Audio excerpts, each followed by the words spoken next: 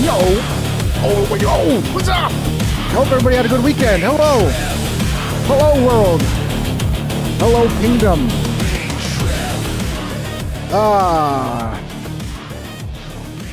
So yeah, we got a little drama in the Joe Rogan universe.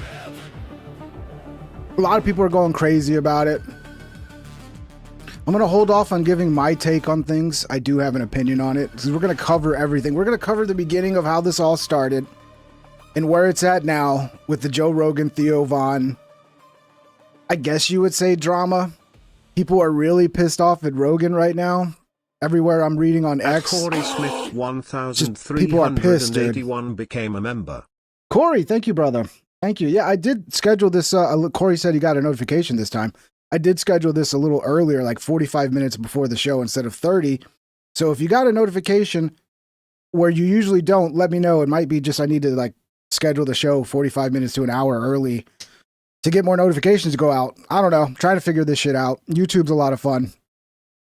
But yeah, a lot of people want the hardcore conspiracy version of everything. People want there to be just some deep fucking conspiracy in everything. So I don't think that's what's going on here, you know.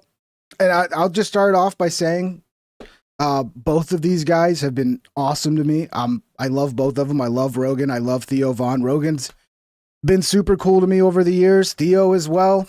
Theo's got me tickets to his show. His producer, Zach, awesome dude.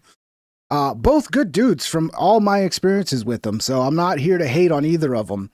But it is kind of interesting. And I think there is a lesson to be learned from this when it comes to how to deal with your friends and the proper way to deal with your friends. And yeah, let's get to it. Hello, everybody. Welcome. Welcome to the show. Links are in the description if you want to support the show. Memberships are available. And super chats are always open if you want to join the conversation. And smash the thumbs up if you can do that. It's much appreciated. Share the show out, all that fun stuff. Yeah, this is where it started. Theo did a Netflix taping that went really bad. A little bit of context here. I saw Theo here in San Antonio. He was playing an arena. And it wasn't a bad set, but he seemed very uncomfortable during the set. I'm going to just say, I think Theo Von, to me, is one of the funniest guys out there. But I think sometimes he can struggle with stand-up. NQ1WH super chatted $1.99. Was a boring Sunday until your show. Well, thank you. I'm glad to help you, Jay. I'm glad to help you, Jay. So it wasn't a bad set. It's just there was periods where you could see he was kind of struggling. And I think, you know, my problem with stand-up, I heard Ben Avery talk about this too, is it's, to me, like there's different kinds of funny. Like Theo is the kind of funny where you could just have a conversation with him and he's going to make you laugh. And he doesn't, whereas stand-up is like, you're almost an actor. Like you have a scripted set, basically. Every line, you know, every line, every beat. It's almost like you're putting on a play every night for a performance for the audience. And some people, you know, they kind of strive more in just being just off the cuff and just being funny off the cuff. So, but yeah, like I said, Theo is one of the funniest guys, and that arena show was great. There was a lot of really great moments. It was funny, but you could see he kind of does struggle with stand up as opposed to podcast. He did a live podcast with Mike Tyson a couple days ago. That was fucking probably one of the greatest podcasts of all time, dude. Mike Tyson got him to say the N-word. It was fucking great. I don't know if you haven't seen, don't go watch it now, but if you haven't seen it after the show, go watch Mike Tyson on Theo Von. One of the best podcasts I've ever seen. It was fucking hell. People were complaining in the comments about it being live, and I was like, something about it being live made it even better to me. I think that's a great format. I think Theo should focus less on stand-up and do live podcasts instead of stand-up. And it's fucking great, dude. I think a lot of people really liked it, but people always complain anytime there's any sort of change. Where am I at here? Okay. So this is the one that kicked it all off, where everybody got worried about Theo because he had kind of a struggle session doing a live Netflix taping, and then this clip came out of him talking about how he's trying not to off himself, essentially. Let me pull this up here. I think everybody's seen this because this one's a little old, but we're going to cover it all in case you're out of the loop as to what's going on here. I don't know what to tell you about that, man. I'm having a long month. I'm trying not to take my own life. So I just want to get these photos. People are showing. Oh, I didn't know it was gonna be a freaking I was like, oh, this is a longer clip of it, but no, it's just somebody talking about it. But that was essentially it. He has a bad set, then he comes out and talks to the crowd, and then he tells them he's trying not to take his life right now. He's having a hard time. And here's the question though, like, how serious is that?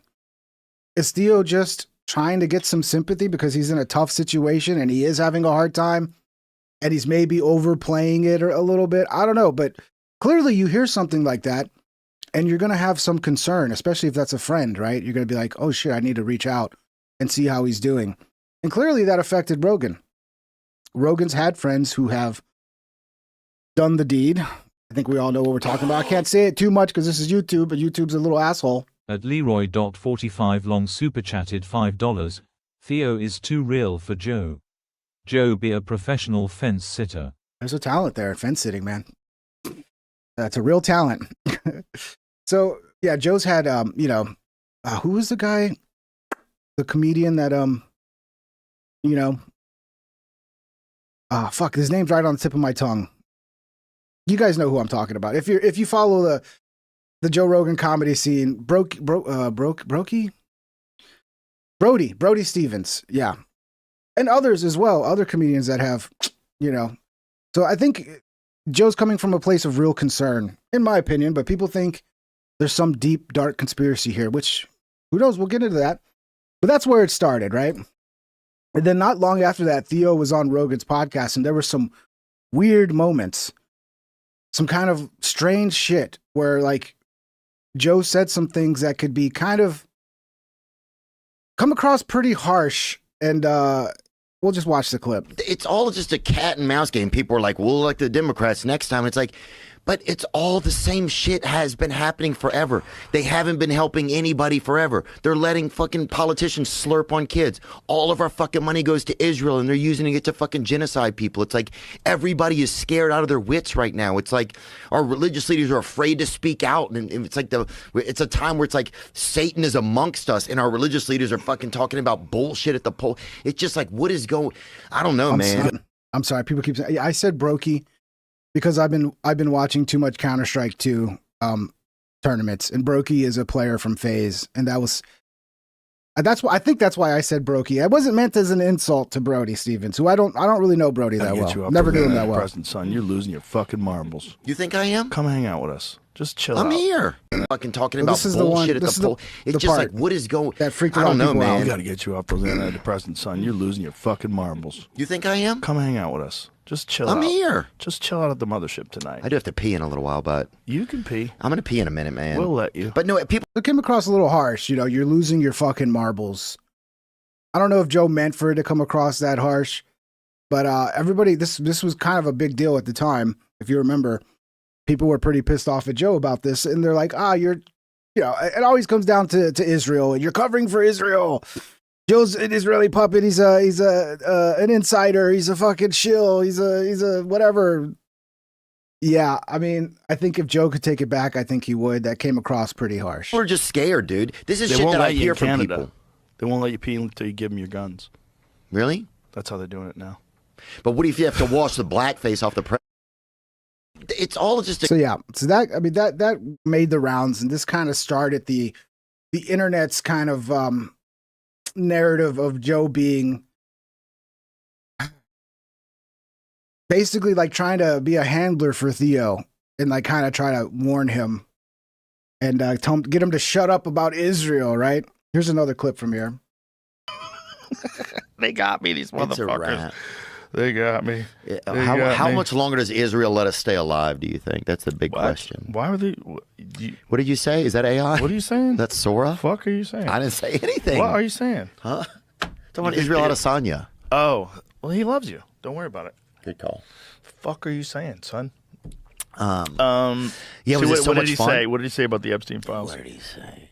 Let's hear what he said. He looks great. Yeah, he's been drinking somebody's blood. The last 4 years when President Biden was in office.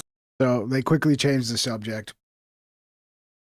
A lot of people are really fearful of Israel right now. And they think Israel is basically assassinating people like Charlie Kirk, et cetera, et cetera. So there's a lot of people that speak out against Israel, and they're their wars, the genocide, all that nasty stuff. And a lot of these people feel like they could be by Israel. So I think that's where Theo is at this point, because he's a very huge voice. Theo is probably one of the biggest podcasters in the world. And when you're that big and you're calling out Israel, I think there is some legitimate concern, not just for like your career being canceled, banned off shit, but also, you know, worse. So is that out of is it crazy? Does that make Theo insane to think that? I don't think so. Not in this modern landscape. I mean, it might not be technically true. Like Israel's not thinking about whacking Theo Von. But, you know, if you're full on internet guy right now and you're in all of these conspiracies, like you're diving into it, you're seeing all the crazy shit going on. There's legitimacy to being a little fearful there. But I think Joe might think it's a sign of Theo possibly not being mentally healthy and getting into some sort of weird paranoia. That might be where Joe's coming from with that. And so Theo came out and had to address it because it became kind of a big thing where like, oh my God, is Theo like suicidal? Is that real? So he addressed it. I would never take my own life. I would never take my own life. Okay? You hear that, Israel? I would never take my own life. I'm grateful to God for his grace in my life. I love my siblings. I have so many friends and people that love me and people that I want to see their children grow up. I'm hopeful that I get to have a wife and meet my own children one day. Like there's a ton of things in my life that keep me alive and hopeful, right? I want to be able to have an impact in the world. Those are just a few of them probably, you know? I mean, so many just moments we've shared on this show that I'm like, oh, I live for those things. So he had to basically come out and say like, hey, I'm not gonna, which is good to hear because, you know, there is some concern when somebody says that, like, is this a cry for help? Is he just being a little over the top? Obviously he has been open about his struggles with depression and antidepressants and trying to get off of them. And that is, can be dangerous to get off antidepressants. That can lead to, you know, severe mental issues. So, yeah, I mean, who knows really what's going on with you? It's personal. That's the problem when you open up about private issues, you know. Then people wonder, and it's like, but it's private, so the person doesn't really want to talk about it. So who knows? Who knows what's going on there? But I think Theo's okay, in my opinion. I think he's fine. I think he's, you know, struggling with stuff. A lot of us do. A lot of us struggle with depression. I'd noticed a trend in my lifetime that people that get really famous, it's almost a guarantee that they're going to struggle with depression. Maybe it's not even about the fame. It's just about achieving dreams, because so much of life is like setting goals. Like you have dreams and goals, and what's great about life is the struggle to get there, the climb, you know? And then when you get there and you've achieved shit that you never thought possible, it's like, well, where do I go from here? So that leads to a lot of depression for people when they actually achieve their dreams and goals, because it's never really what they imagine it to be, you know, and then they think like achieving the dream is going to make me so happy. But then you come to the realization it's actually the struggle to achieve is where the happiness is. It's like the journey is where the happiness is, not when you arrive. When you arrive, it's kind of sad because it's like, not for everybody. I'm sure there's people who have succeeded massively in a way like a Theo Von has succeeded and not suffered depression, but most people will. And that's just life. And then a lot of us will just suffer depression because life sucks. So we all go through struggles and shit, you know? But then some people do actually, you think they're fine. And then one day, and you know, so that's why there is concern. And I think the concern is justified, but I think it should have been gone about in a different way from Joe. But we'll get to that because we got some more here. So Joe, on this latest episode with, I guess this guy's Joe gets some of the weirdest guests sometimes. He gets these people and it's like, who the fuck is this fucking guy? Why is this guy on Rogan? Why do I give a fuck about this guy? Anyway, so they start talking about, I don't know, maybe this guy's an amazing country singer. I don't know. I'm not throwing any shots at whoever the fuck this is. I'm just saying I don't know who the fuck he is. But they start talking about antidepressants, and this guy struggled to get off antidepressants, and then they bring up Theo again. And I think Joe That Buddy Valhalla became a member. Thank you, Buddy Valhalla. Thank you, buddy. I think Joe knows, obviously he paid attention. He saw kind of the internet's reaction to what we just covered. And I think that's why he's bringing it up again. He's kind of trying maybe to defend himself or something. I'm not sure. But they start talking about Theo again. And again, the internet erupts over it. Being on antidepressants and them telling you, like, well, don't Thank you, stop buddy. taking them all at once, or, you could have seizures and shit. I'm like, I don't like that. I don't want to be, like, enslaved by a drug, by a pharmaceutical drug, Yeah, And it's like, also, like, now you just take this the rest of your life. It's like, what's the end result here? Yeah, Theo Vaughn's going through the exact same thing. See, this is where, again, I want to save my real, like, what I think of this a little bit till the end, but this is a mistake right here. Okay? If Theo is a friend of yours, I know Theo talked about it publicly, but this should be happening privately, these conversations with Theo. And last time I was on the podcast, he was explaining it to me, and it freaks me out because I know Theo has had conversations before, like even publicly. He had a Netflix taping, and it didn't go well. It was like they actually they shelved it. They never used it. And there was all these stories from people that were there saying he bombed. I think he just had a kind of a breakdown. And when he was talking to the crowd, and there's a video of it, where he said, the people were shaking. Hey, we still love you. He goes, thank you. Look, I'm trying not to take my own life. That's what I'm trying to do right now. Yeah. And like you hear stuff like that, and you just go like, oh, Jesus Christ. I've known too many people that I didn't think were going to kill themselves and then did. And then he goes down these spirals where he starts talking. I think, look, there's people that they hate Joe Rogan. They're not going to give him the benefit of the doubt. They're just going to be like, oh, this is him. He's threatening Theo that, oh, if you don't stop talking about Israel, we're going to fucking whack you. I don't think that's the case. I think Joe legitimately has concern for his friend Theo, who said some shit that if you heard a friend say that, you would have concern for them. If I heard a friend say that, I would be privately DMing him, go, what do you need, buddy? Are you okay? We're here for you. If you care about somebody, that's obviously going to affect you. But it's more fun to have wild conspiracies about everything. I get that. It's more fun to be like, oh, Israel got to Joe and Joe's trying to handle Theo. And that's way more fun. I know. We'll listen. We got world more of this. events and freaking out. I'm like, oh, Jesus Christ. Like, I got to help this dude. And so I send him things about people getting off of them. And apparently there's some doctors that specialize in getting people off of them. But here's the thing about that chemical imbalance thing. That's not real. They used to think that was what these things do, that they treated a chemical imbalance. But then recently, studies have shown that that is not what they do. They don't exactly know what they do. Yeah, I saw something about that too. The whole chemical imbalance thing was a grift to sell these fucking things. And I think what they do is they numb the fuck out of you. Okay? So instead of feeling sadness, you feel nothing. And that's what and it's different for everybody, but there's a lot of people I know that's their experience. And that's why they end up wanting to get off of them, because it becomes pretty fucked up when you can't feel anything. And all of your feelings are numbed. There's no happiness. There's no joy. Hey, you're not feeling sad, but you ain't feeling anything fucking else.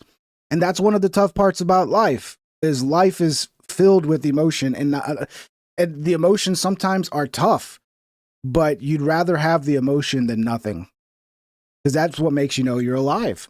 And that's one of the big struggles a lot of people, and it's not the same across the board, obviously, that a lot of people have when they get on antidepressants. And they kind of numb you in some sort of a way that helps some people. And I've had some friends, and I don't want to make any blanket statements, because I've had some friends that were suicidal. Ari's one of them, and he got on SSRIs, and it helped him. He tried a bunch of different ones, found one that worked, got on track, and then his career started taking off. And look, if you're on antidepressants and they work for you, great, man. Okay? That's great. If you get upset because I'm talking about some people's experiences that weren't good, Okay, well, that's not you. If you're having a good experience, I'm glad for you. You found something that works, okay? So don't take it fucking personal, guys. Then as his career started taking off, he started feeling much better. He was on a good, positive path. Like, GK, don't take it personal, okay? Obviously, it works for some people. Does it work for everybody? No. And sometimes it makes the problem worse for some people. That's just, I mean, unless you want to ignore some people's experiences, that's just the experience a lot of people have in his life.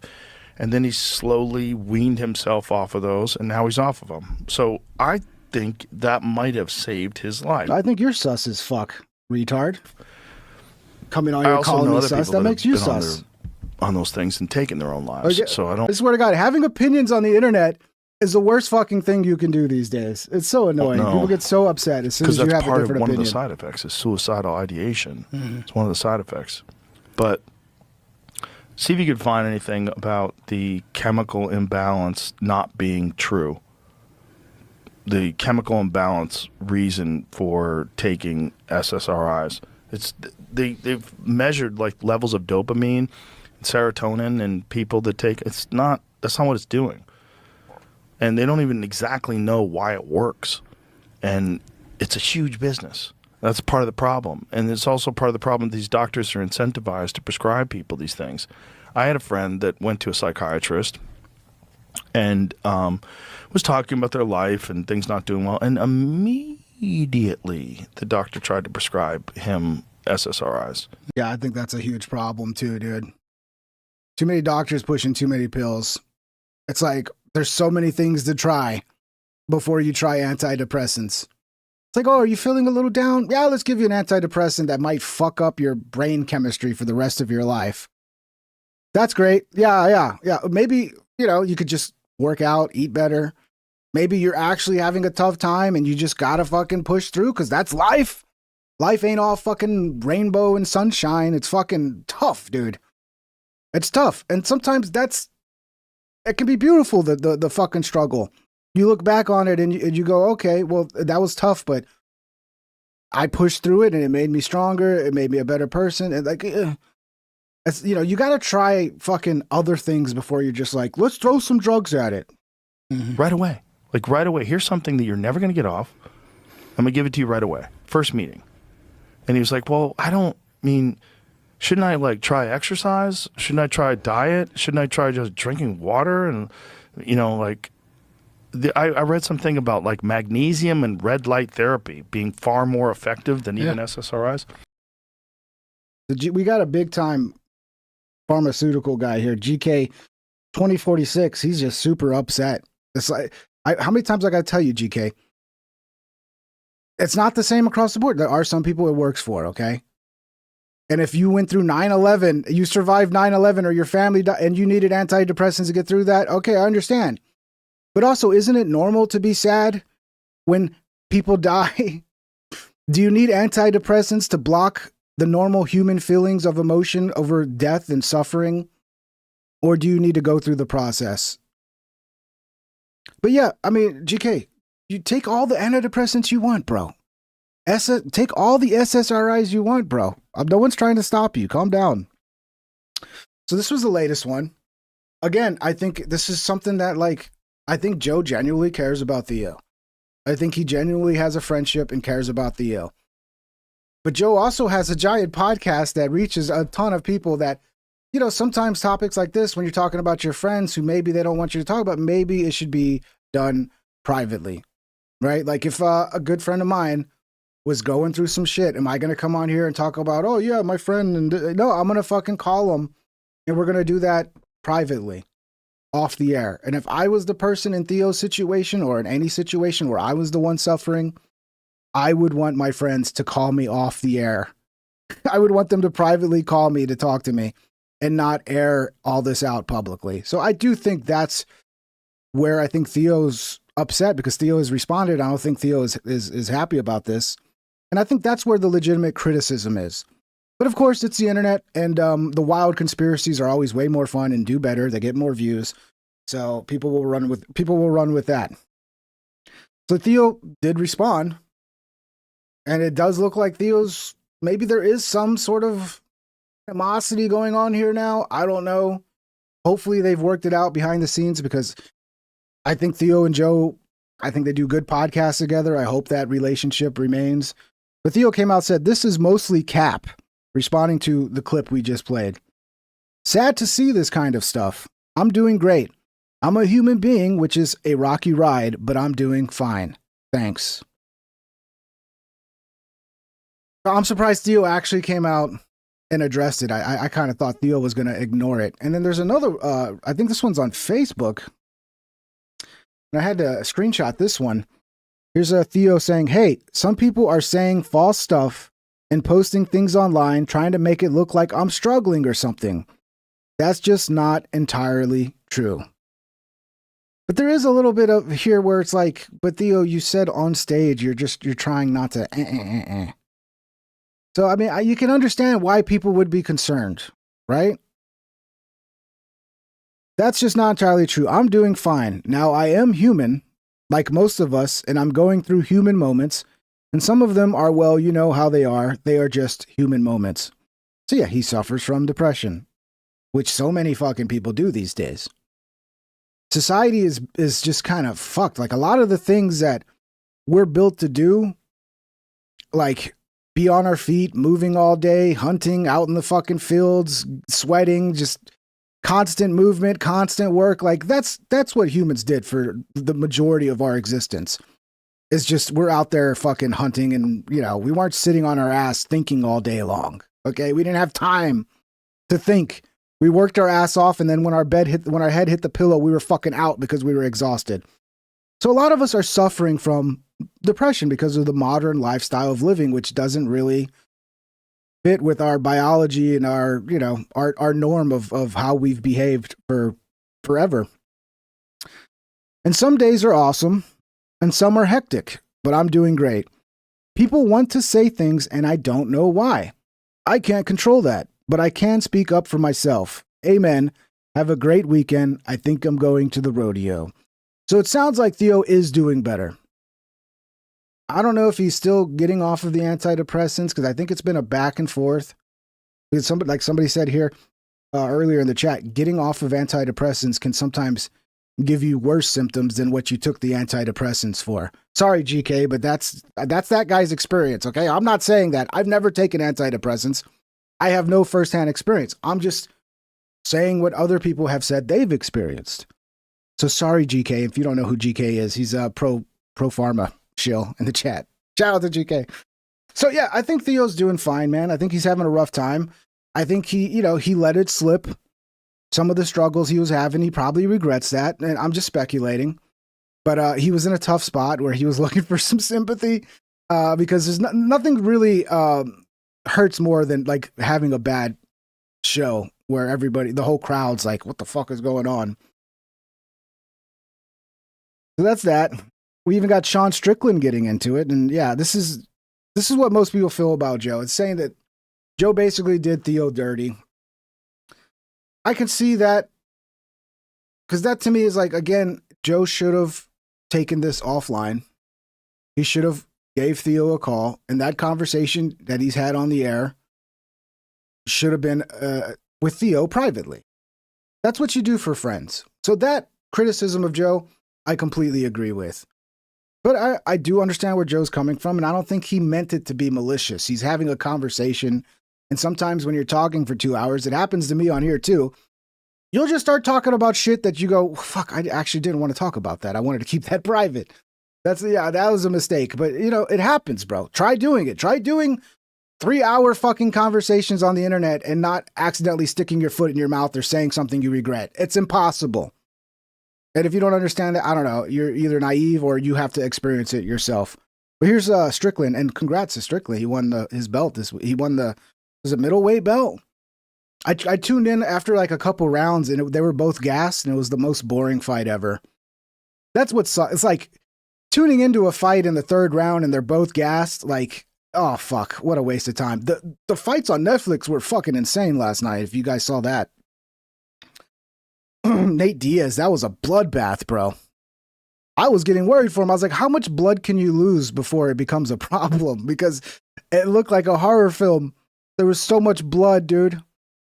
And that dude was like the guy fighting Nate. I forget his name, but he was just relentless, bro. As soon as he saw that cut, he just kept elbowing and hitting that fucking cut.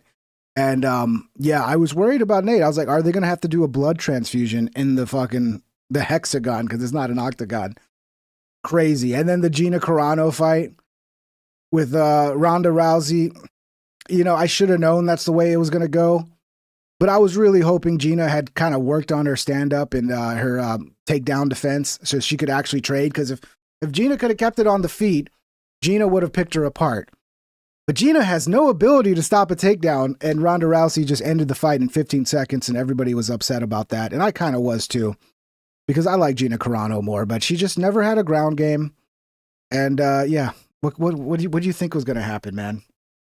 Anyway, again, people think everything's staged, everything's a conspiracy. No, that's what Ronda Rousey does.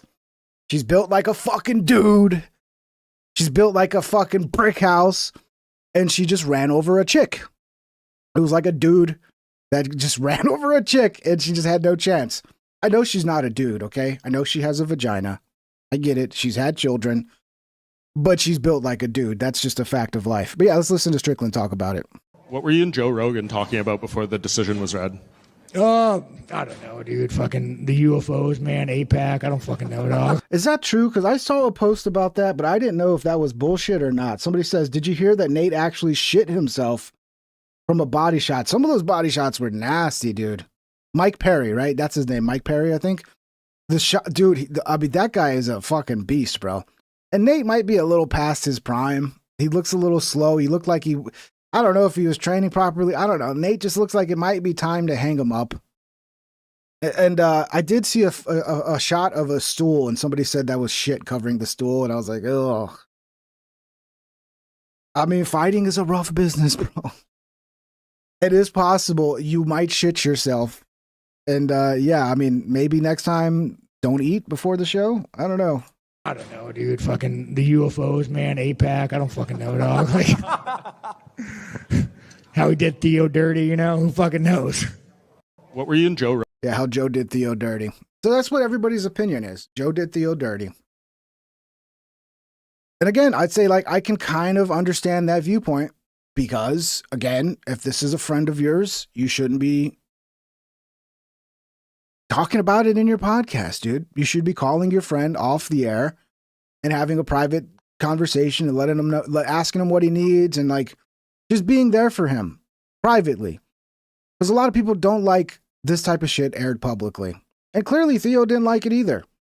You know, you saw the two messages, the two comments from Theo. Clearly Theo's not happy with it either. So hopefully they work it out. Hopefully they've already had a conversation off the air and they work it out. I don't know. Hopefully this is not something where, you know, that's it. Like Theo's never going on Rogan show again. And I hope that's not the case. But I think Joe should, you know, in my opinion, I understand where Joe's coming from. I think he legitimately has concerns.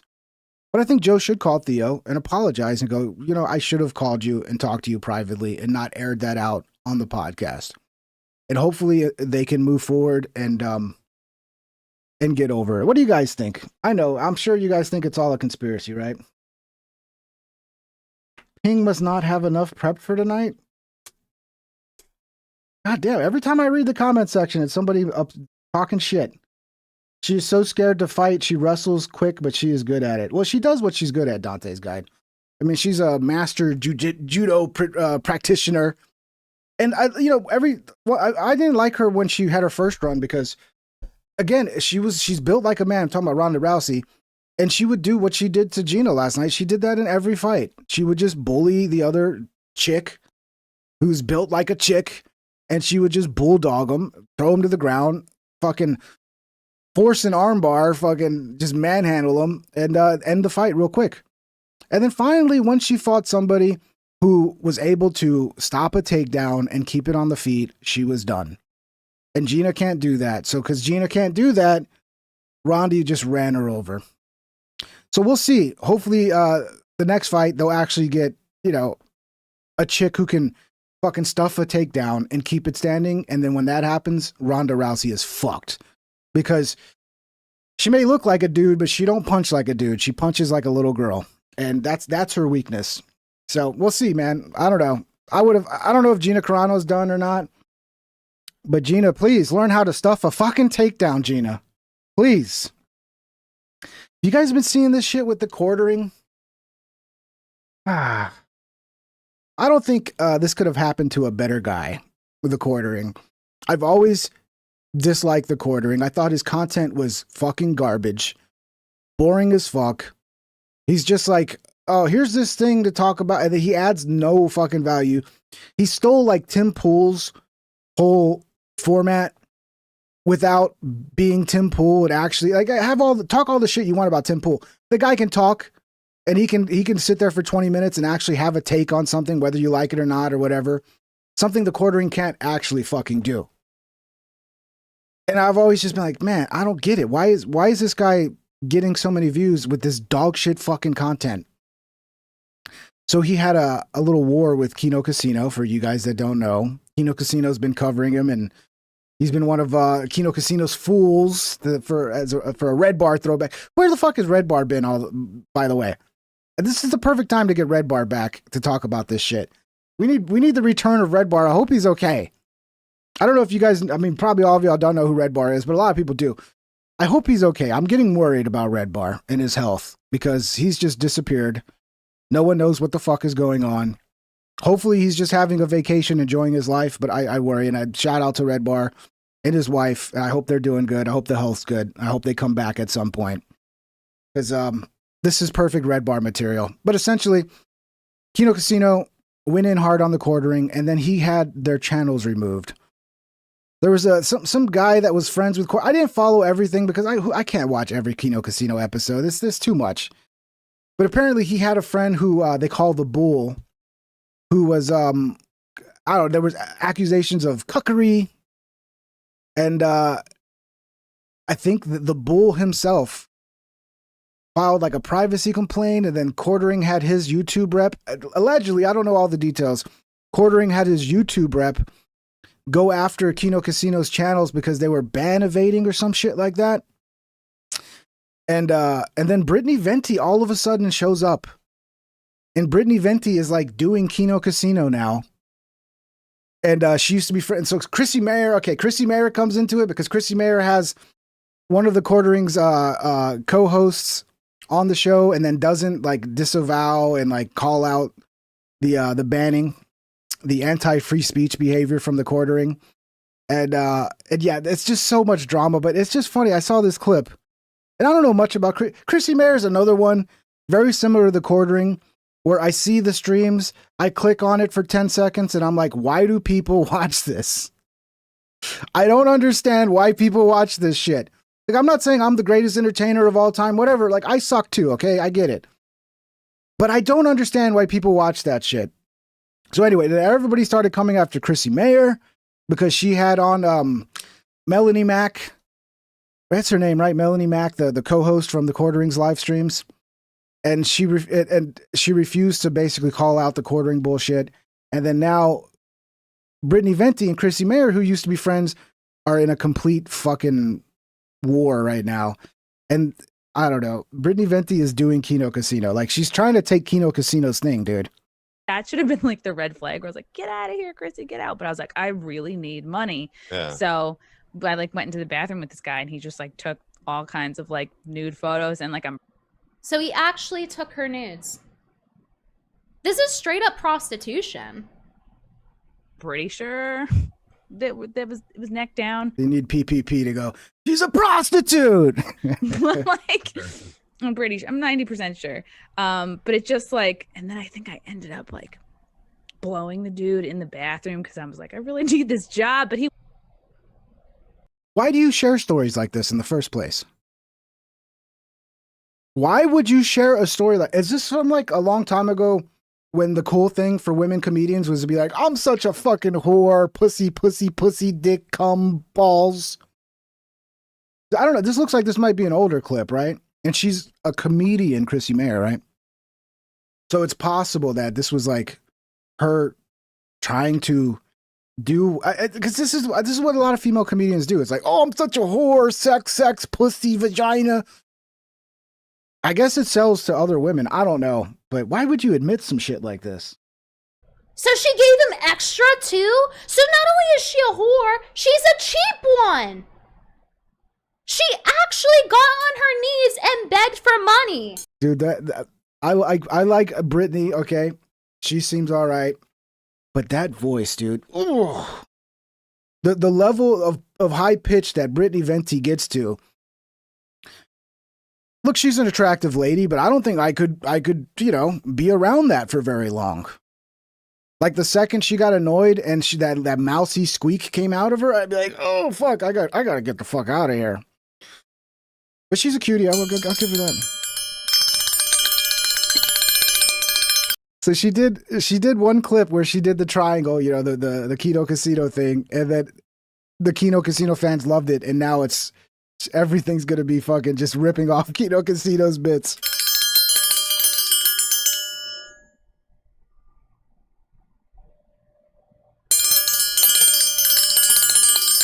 She's a whore. Like, what do you mean? What do you mean you got on your knees and sucked the guy off for extra, for a job? What do you mean? Cheap whore alert! Cheap whore alert! Not the gummy BJ. Yeah, why would you ever admit something like that? Look, that's fine. Be a whore. That's fine. Blow guys for money. Just don't admit it. What the fuck's wrong with you? I really think that was like, I don't know when the clip came out. I think it's an older clip, and I really think she was like, "Oh yeah, people are gonna like me because I'm such a fucking whore. Women are gonna love my stories of me being a fucking whore." Alrighty, dude. If I hear a story like that from a woman that I'm interested in and she tells a story like that, that's it. Lose my number. Dudes don't like that shit. Like good dudes who actually are interested in like, not like, I mean, I'm sure there are dudes who are like, "Oh, she's like, oh, maybe she'll suck my dick." Most dudes don't want to fucking a cum bucket for a girlfriend, I don't. At Polish Pride, I want a sweet, innocent super chatted sweetie. $4.99. Tale as old as time. Yeah. You're right. It is. Women been giving blowjays for a job, BJs for a job for a long time. So, but that's crazy. I just don't understand why you would admit that. And what a wild clip. I mean, maybe Brittany Venti is gonna be the next Kino Casino if she's able to pull clips like this. This is crazy. She's blowing dudes in the bathroom. Is she gonna be the third chair on Kino Casino? I think it's possible, like, but I think her voice is too shrill. Is it just me? Like, it's too high. Like, it's just too up there. What do we got here? Oh, I'll search. There's Alice Jones' page. What else we got? Oh boy, did you hear about this? Chris Devinsky. He's a baseball player, and he went on a date with this chick, and she basically spills the beans about the entire date, and it's fucking pathetic because this bitch is a 4, and she's lucky to even fucking get any attention from an MLB fucking player.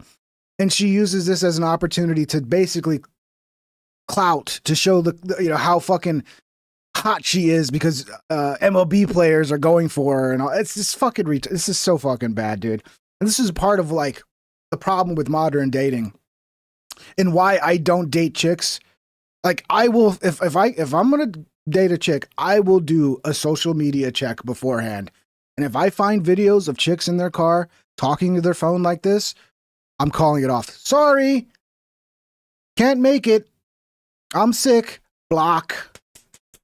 Because it's just not fucking worth it. I don't care how hot they are, dude. And she's not even hot.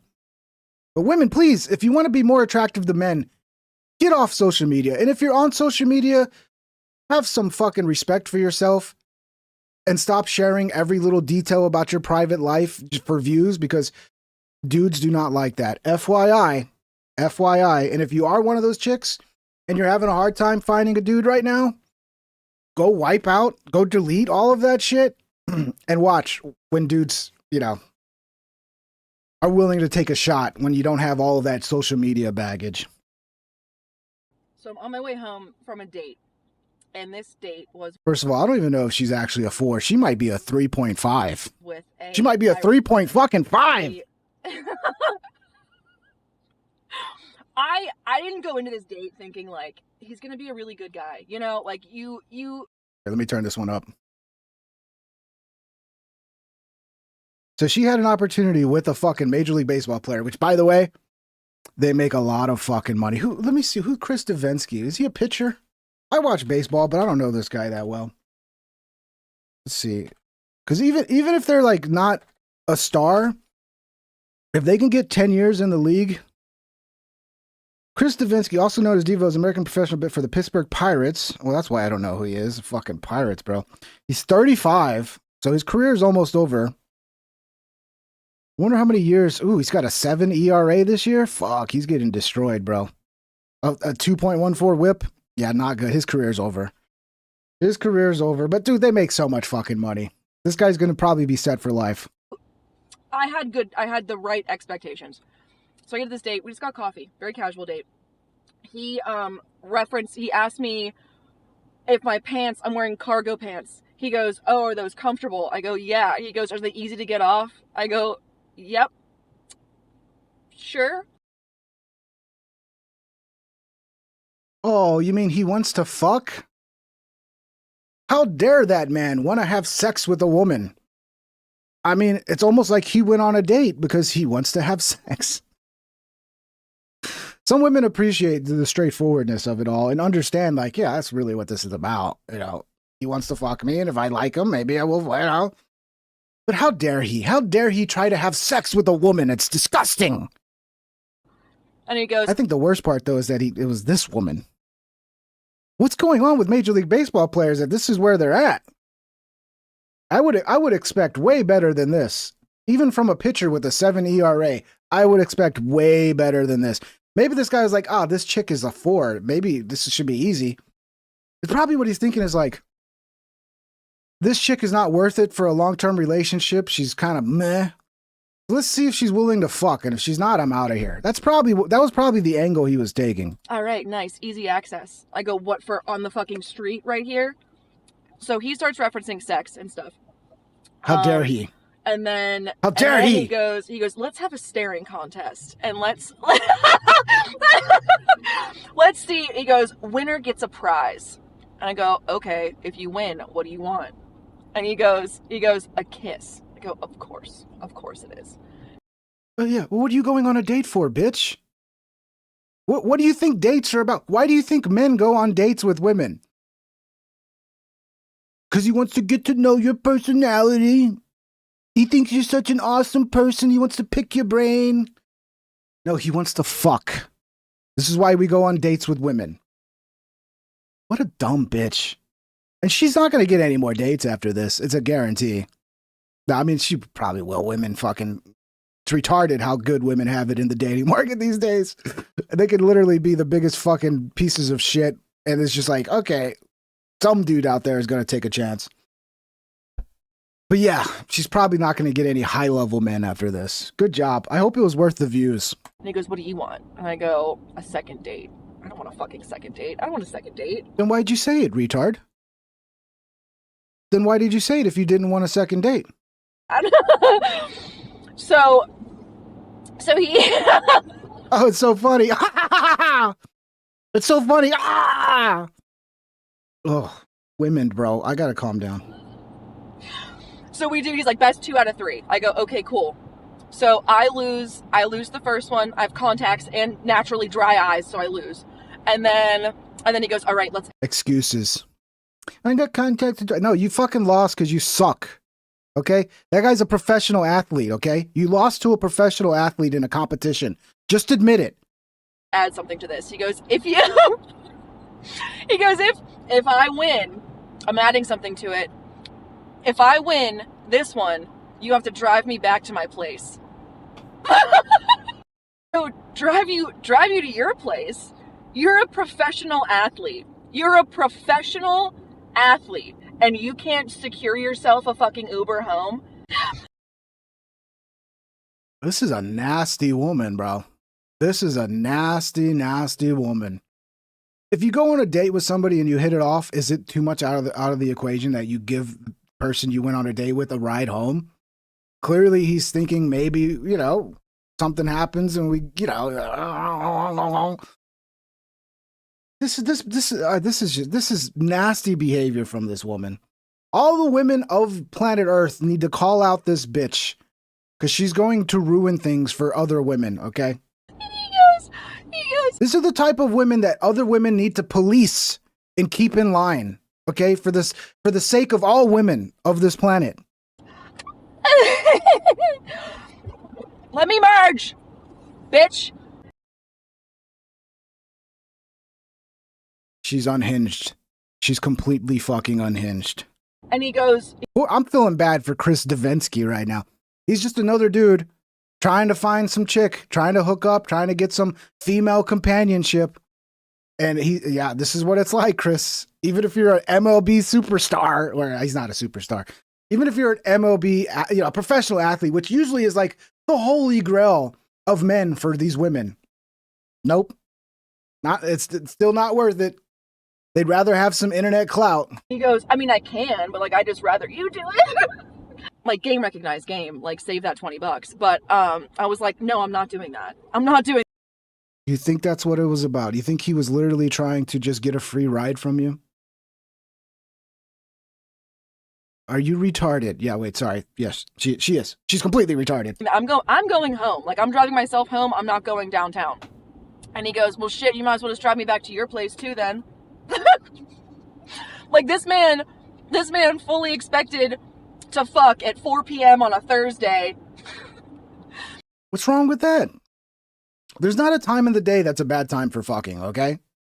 Any time of the day is a good time to fuck. If everybody's in the mood, it don't matter what the time is. This is so weird, bro. I wonder how much of this is even true. Or maybe she went on. I wonder if she went on a date with him, and he was like, this bitch is fucking cooked, bro. And then she just felt like she had her ego hurt because like he just wasn't into her or something. And then she tells this host, I don't know. But I think he was like, this is the 4. This should be easy to smash. She's a 4. She's. I mean, it's a 4 with a fucking professional athlete. This is going to be easy. So he tried, but he forgot to calculate into the equation how much clout can be gotten by these clout goblins by just going online and telling the whole story. Sad. After one singular coffee date. Yeah, really, she is a 3. I got to stop saying 4. Saying she's a 4 is a little too generous.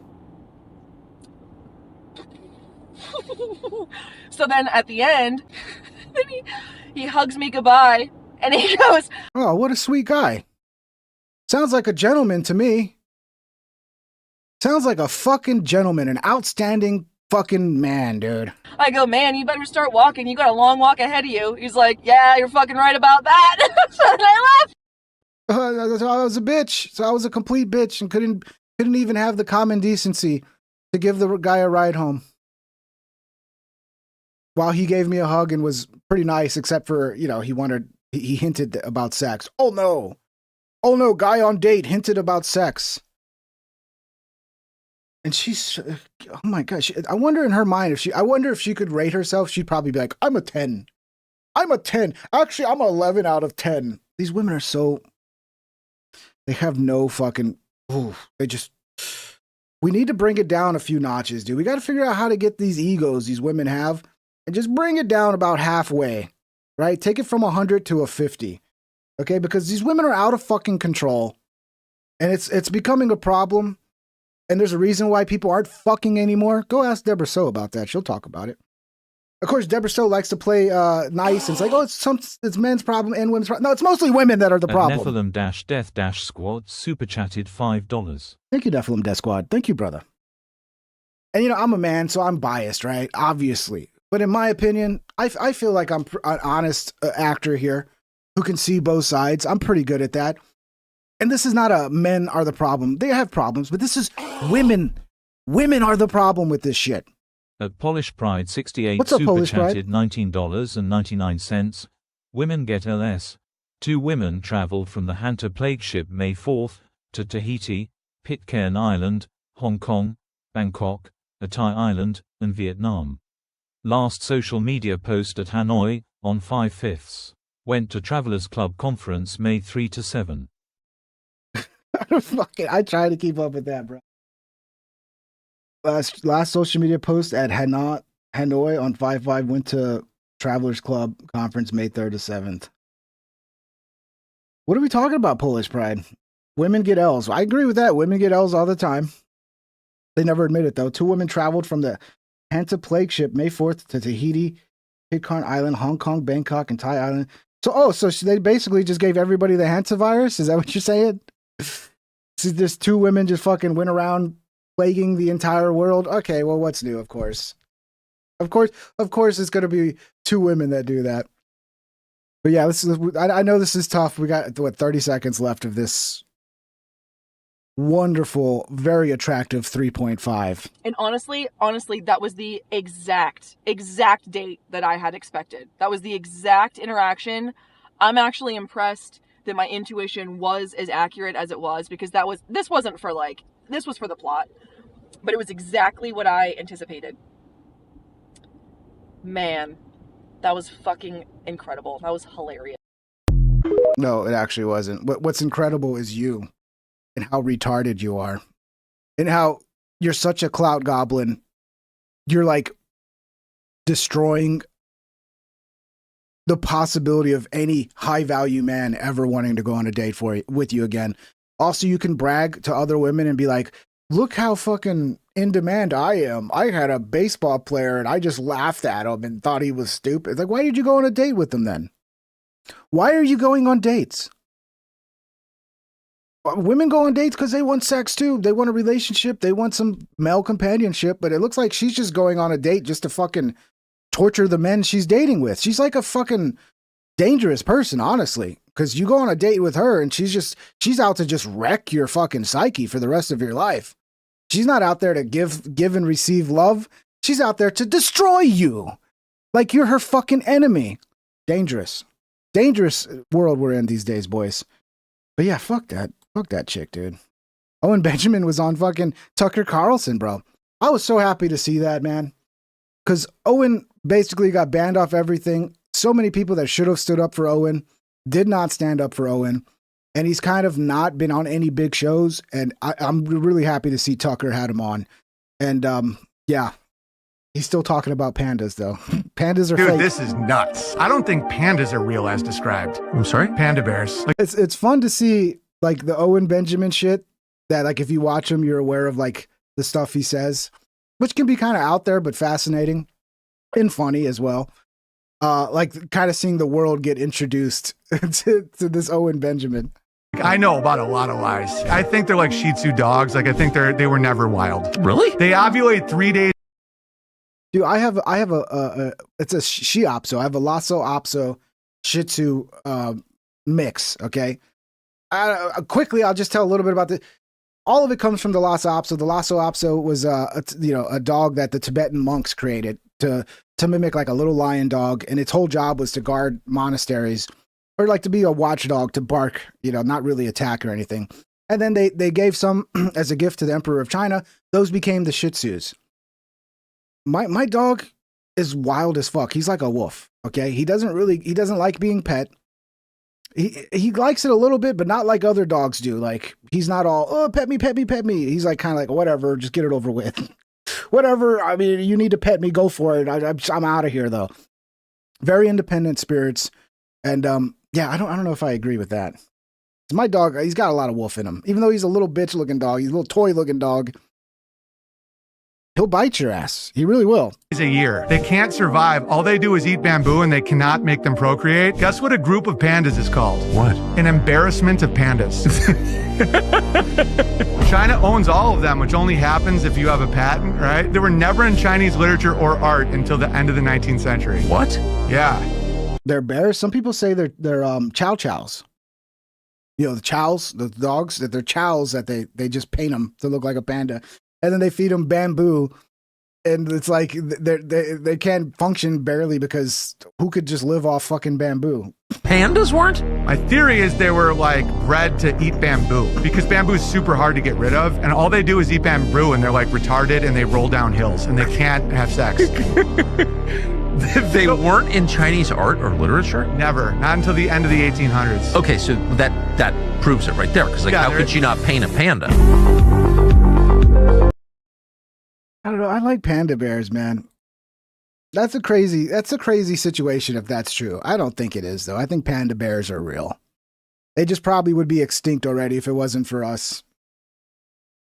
We saved the panda bears. Now this guy, I think this is the future of how you market and sell things on the internet. It's not even about making good products anymore. And I don't know, this guy might have good products. But if you can have a viral video, like, you can then have a business and sell products, even if the products are like, eh. But this is weird. This is the future of marketing. Hey, everybody. Hi. I'm here at the very corner of my dining room table. Let's roll it to small carpet of excitement. And there it is. Not a great roll. You know why? Because this is a brand new small carpet of excitement. And I'm going to do something. I'm going to put it right here in this fork bucket. So someone placed an order, we'll call them Molly, and they said, hey, in the notes, can I get half forks and half spoons and a small carpet of excitement? And because I'm able to do this, because I care about you guys so much, I said, sure, of course. I can do half and half. It's like up here in Maryland, we have what's called half and half crab soup. It's half cream of crab and half she crab soup, which is tomato-based. I never liked crabs. I never got what people like so much about crabs, dude. Most seafood, by the way, like, I like a good fried fish, like fish and chips. Great. Fry the fuck out of that fish. Fried catfish. Love that. But otherwise, like, even lobster. People make a big deal about lobster. What makes lobster good? The garlic butter. Who eat lobster on its own without any garlic butter? And you're like, oh, but you dip some garlic butter and it's fucking amazing. I don't know. Seafood's overrated. Not all of it. Obviously, it's very healthy for you. But I don't know, man. Maybe I need to start a weird business like this. Like a bucket of forks. What can I sell a bucket of? I don't know. Bucket of carrots? Bucket of celery? That's what I need. I need to start selling products. I need a bucket of something. Apparently, this guy's doing well selling his bucket of forks. You guys want to buy a bucket of forks from this guy? By the way, I am getting low on forks. What's the deal with forks? They just seem to run away sometimes. Like, you can start with 20, and then like 5 years later, you have like 5 left. And you're like, what happened to those 15 forks? Did they fucking escape? Did they pull a Mission Impossible and fucking got out of here and they're off into Forkland now? They went escaped and fucking went into... I don't know. It's weird how forks just disappear. So I might need to buy a bucket of forks from this guy. Little Maryland lore. But in addition to that, we're going to spin the wheel for Molly and see where it lands. We call this the Wheel of Forktune. And this was made for me by a local artist to make buying forks from me in a bucket with the handle that works even more whimsical. I gotta see. All right, there's no mention of who it left about. Is this guy. I want to see how much this bucket of forks cost.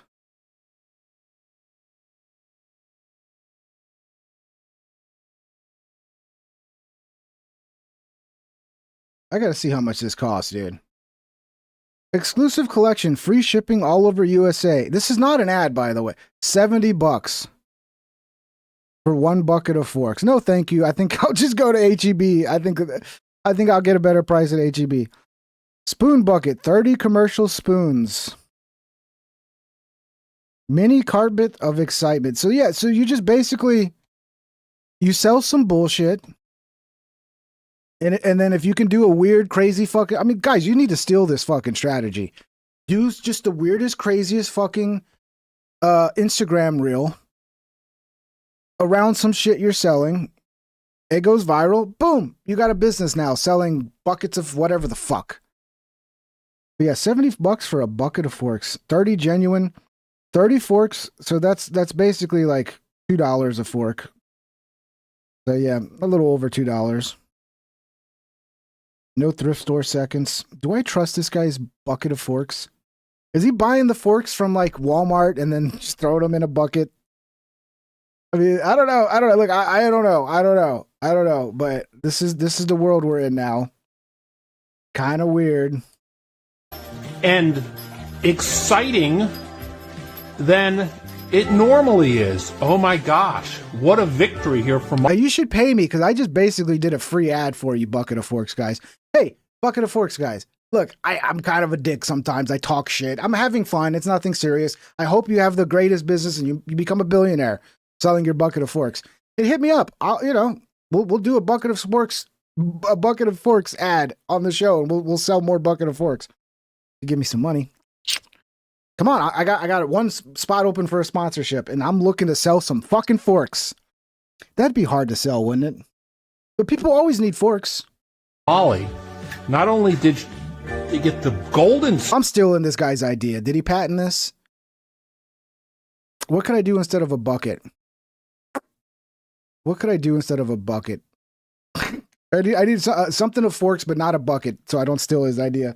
Guys, I'm going to start selling. I'm getting into the fork selling business. Spoon, which is a beautiful golden brushed finished spoon. Throw that in there. Another spoon. So they're getting extra spoons, but also 2 Spalding inflation needles. You always need needles if you play ball and you need to inflate a ball. These are endorsed by the NBA. I'm not going to lie. When I used to, as a kid, and when I played a lot of basketball, that would have definitely come in handy. And there you have it. Until next time, here on the Fork Bucket Wheel Exchange, whatever, I haven't figured out a name for it yet. Until the next spin.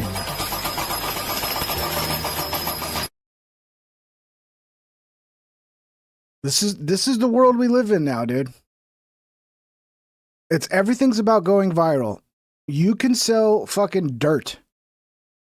You could sell your toenail clippings if you get a viral video. Or if you're a hot chick. If you're a hot chick, you could sell fucking anything. Not even fair. The world we live in is so unfair. Like, if you're a hot chick, you just dress like a fucking whore, post a video, and whatever. Money just flies at you. It's crazy. You guys remember Greg Bovino? Greg Bovino, the head of ICE, he was, the talk of the town, especially with the Minnesota shit, the Preddy and all that, the 2 people that got shot. Fucked around and found out, in my opinion. I don't know if it's probably an unpopular opinion now. Everybody wants to go crazy about that shit. But yeah, he's talking to Alex here. And it turns out they were about to ramp up and really fucking go hardcore on the mass deportations. And then some reason Trump just backed down last second. Dude's always a fucking taco-in, dude. He's always taco-in. Or is it taco? What is it? Anyway, yeah, he gets cold feet all the time. What would happen when you saw... I forget what taco stands for. 5,000 Border Patrol agents and several thousand more state and local police officers who are riot trained, 287G task certified, forces. You're talking about task along forces. with ICE and Border Patrol. Some big stuff. Big stuff was coming, and that's the way you do it. So, I still think there's hope. Trump's a good one, and he just taco means Trump always chickens out. Yeah, which essentially he did here. Needs to get rid of some of the weak knees there. Just sweep them aside. He's got some hardcore people ready to go. Wow. So you hinted at it earlier, but you just elaborated. I knew they were preparing task forces. You guys were ready to pull the trigger on task forces, and it got shut down. On a scale you've never seen before. I would have loved to seen that. I think they did Greg Bovino wrong. I mean, he did to Bovino what he does to everybody. He sends them out into the fray. They get dirty. They get into, they go to battle, and they do the dirty work that people want them to do. And then as soon as there's some fucking bad press, goodbye. Oh, we fired him. He sucked. Bye-bye. And it's like, dude, Bovino was fucking awesome, in my opinion. I like that guy. He should run for president. The past year, we proof tested operations in a variety of ways, variety of manners, variety of places, because, and this is very important, because you had seen nothing yet. You had seen nothing yet. What was coming post Minnesota was going to be something I don't know, Clinton Land. Clinton Land asked, is Alex banned from Rogan? That's a good question. I've brought that up many times. It's really suspicious to me that it's been now going on 6 years since Alex has been on Rogan's show. Every time Alex is on Rogan's show, it's viral. It's a fucking huge hit. People love it. Alex is always fucking entertaining and hilarious. He even smokes weed with Joe, which is, not normally something Alex does, but he does for Joe. I don't know what happened, man. People think Spotify won't let him have him on. I don't think that's the case.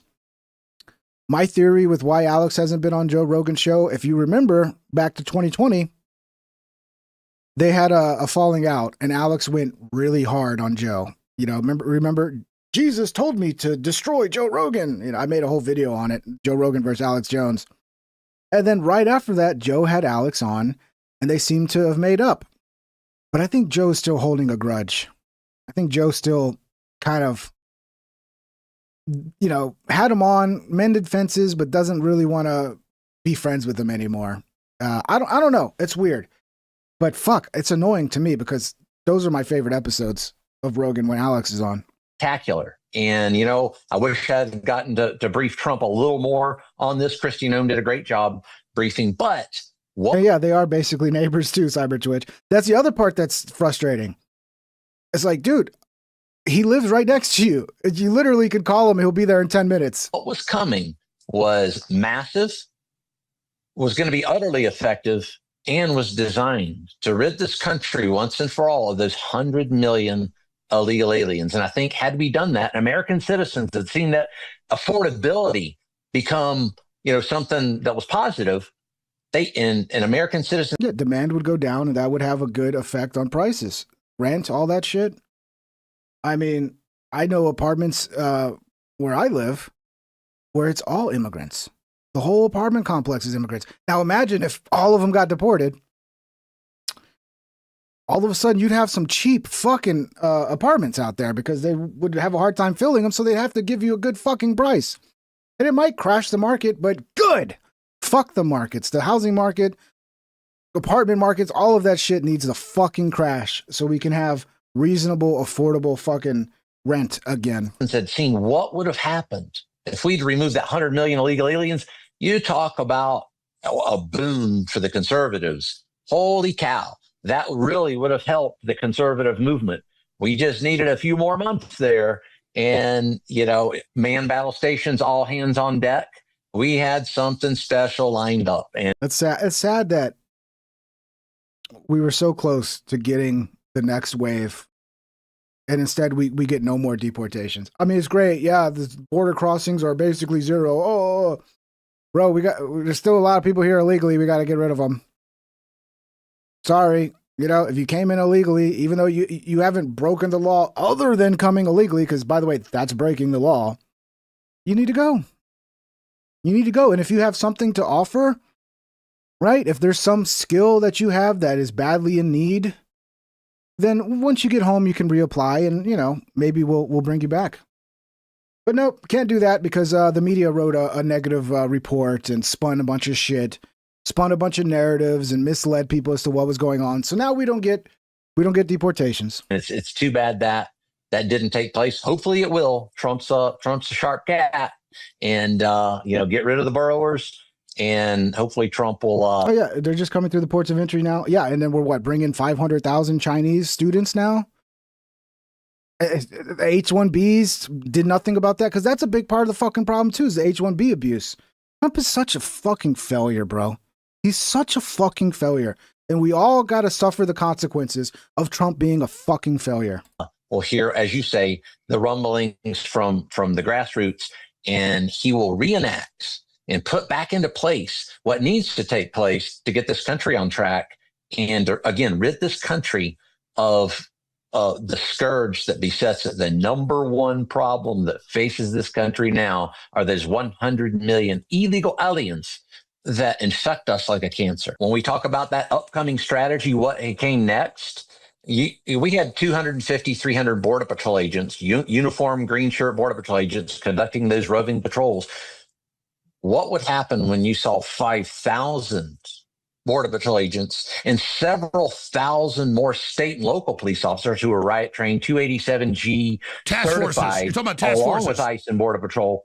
I mean, some big stuff. Big stuff was coming, and that's the way you do it. So, I still think but the left rioted like usual.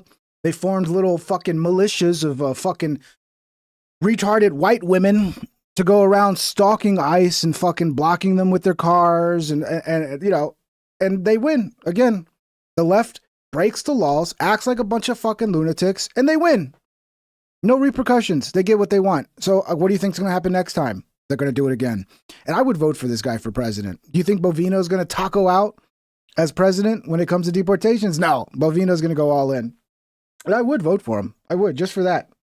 Just if he promised to fucking actually clean the situation up. So Trump's a good one.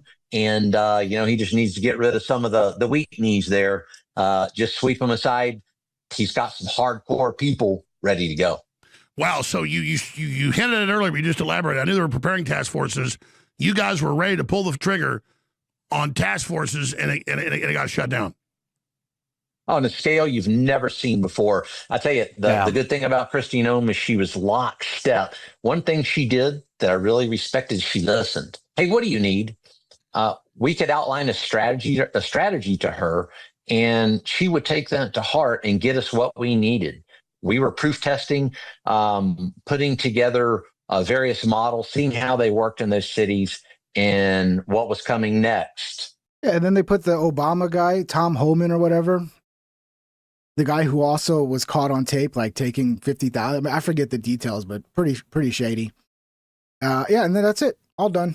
No more deportations. Was just what I said. Whether that was a task force model or just an overwhelming force of Border Patrol agents, yes, absolutely. It was definitely going to be integrated with others for that immigration mission. And I think had Trump got a piece of that strategy, he would have thought, wow, that is something. We spent 5 years building that strategy, Alex. 5 years. A lot of that was under the Biden catastrophe. A lot of us Border Patrol agents were so mad. We thought, when things change, we're going to be ready for that change. And we're going to go after it hard. We're going to kick some ass, in other words. And that's why we spent all those years developing that strategy so we could just pull it right off the shelf, put it into effect. We've been right about the... Yeah. Everything's just a fucking waste of time, dude. It's sad. Trump reiterates that Americans' financial situations are less important than the Iran war. Yeah, so he backed up his statement.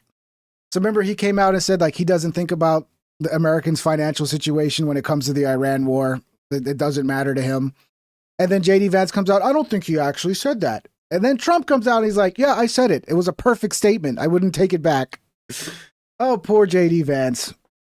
JD, you need to resign. I honestly, like at this point, if you believe in what America First was supposed to be, in the agenda that you guys ran on, if you actually believe in that and you aren't full of shit like Trump, you need to resign. JD Vance, Tulsi Gabbard, everybody, just resign and leave Trump sitting there. Let him fill his cabinet with a bunch of neocon retards. What does it matter? President Z said America is a nation in decline, and I said, you're right. But it's Joe Biden's fault. President Xi said something yesterday. He talked about, and he wasn't referring to the last 15 months, he talked about America's a nation in decline. He wasn't talking about when I was president. Oh, obviously, not talking about... No, I know what he's saying. We are in decline. We are in decline, Trump. And this war is making us decline even faster, retard. And I said, you're right. But he wasn't talking about, because he said, what you've done in 14, 15 months is a miracle. When you hear for China, it's a miracle for China. Yeah, I don't believe this conversation at all. I don't believe this happened. And if it did, he's probably misunderstanding G. Yeah, it's a miracle what you've done in destroying the economy and making it more unaffordable for people and completely backtracking on all your promises. That's a miracle. I'm sure, dude. President Xi. I'm sure, dude. Oh man, he's so full of shit these days. It's so hard to listen to him. Trump moves forward with proposal to admit 500,000 Chinese students saying it will keep universities afloat as part of negotiations with China. So once again, we're in a situation where people can't afford, Americans really can't afford to go to college, can't afford to go to universities because they're raping everybody with their fucking prices, right? So instead, once again, instead of letting a market crash that needs to crash so that things can become affordable for regular fucking people again, no, we got to keep it propped up. No, we got to bring in 500,000 Chinese so we can fill those spots so the universities don't lose any money. The wealthiest fucking... Always looking after the fucking everybody but the average American, dude. It's okay, Bubbles. Yeah, I'm too animated today. My dog's like, what's going on with you? What's going on? He did nothing about it. As far as the students, it's 500,000 students. They come, good students. He can barely talk, dude. It's 500,000 students. He can barely talk. He can barely talk anymore. I could tell them, I don't want any students. It's a very insulting thing to say to a country. They would then immediately go out and start building universities all over China. But if you don't have those students, good students, by the way, if you don't, and we do another thing, if they're good and they want to stay in America, we won't give them a green card and things like that. So that 500,000 Chinese students, they're not going to be taking any spots that Americans would have filled, right? I mean, I forgot, it was a while back, I saw some report where like this one university was just nothing but Indians from India. The whole fucking graduating class is just Indians from India. Where are the Americans, dude? We are being sold out so fucking hard. It's sad. And that not only them, but other countries. But if you want to see a university system die, take 500,000 people out of it. And the ones that won't be hurt are the top schools. The top schools will do fine, but your lower schools, the ones that don't do quite as well, those two, they'll be dying all over the place. I frankly... Let them die. How about that? You ever think about that? Let them die. Or maybe they don't die and they figure out how to make tuition more affordable so average Americans can afford it without taking a fucking mortgage for the rest of their life, having to pay it back. Some things, when corrupt institutions need to fucking die. Things that are just there to fucking rip us off, they need to die. Okay, they need to go away to be replaced by something that works better for the American people. And yeah, there might be some hardship in the short term. That's fine. People can go to trade schools and actually learn real shit instead of bullshit. Learning about like they're getting their gender studies degree. It's like, no, why don't you go learn how to fucking replace a fucking engine in a fucking car? Why don't you go learn how to fix an air conditioner? Why don't you learn how to plumb? That shit's way more important than 90% of the shit they're teaching people in colleges. Think that it's good that people come from other countries and they learn our culture, and many of them want to stay here. I think it's good. Not everybody agrees with me, and it doesn't sound like a very conservative. Yeah, no one agrees with you. Because what they do is they come here, they get their degree, and then they go back to China. It's like, okay, great. We just made 500,000 really smart Chinese people that took spots that Americans could have taken, but they probably couldn't have taken them anyway because they can't afford them. This is, I don't know. It just seems bad.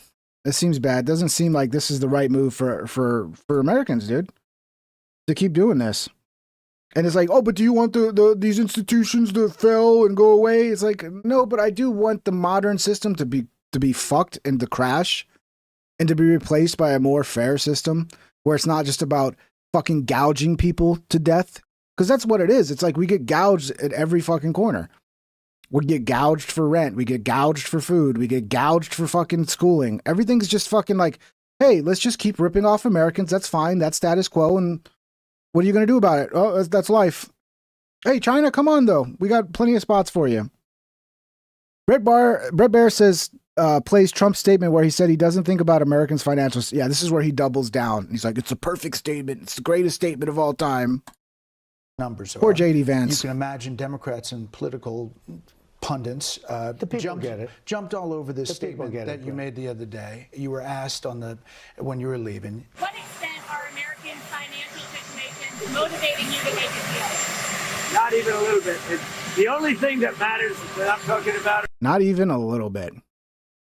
It's such an easy statement from a political standpoint to be like, obviously we care. We're thinking about Americans. You know, we're doing the best we can to manage this issue with that issue. But he's just like, no, fuck them. Fuck those guys. Americans, fuck them.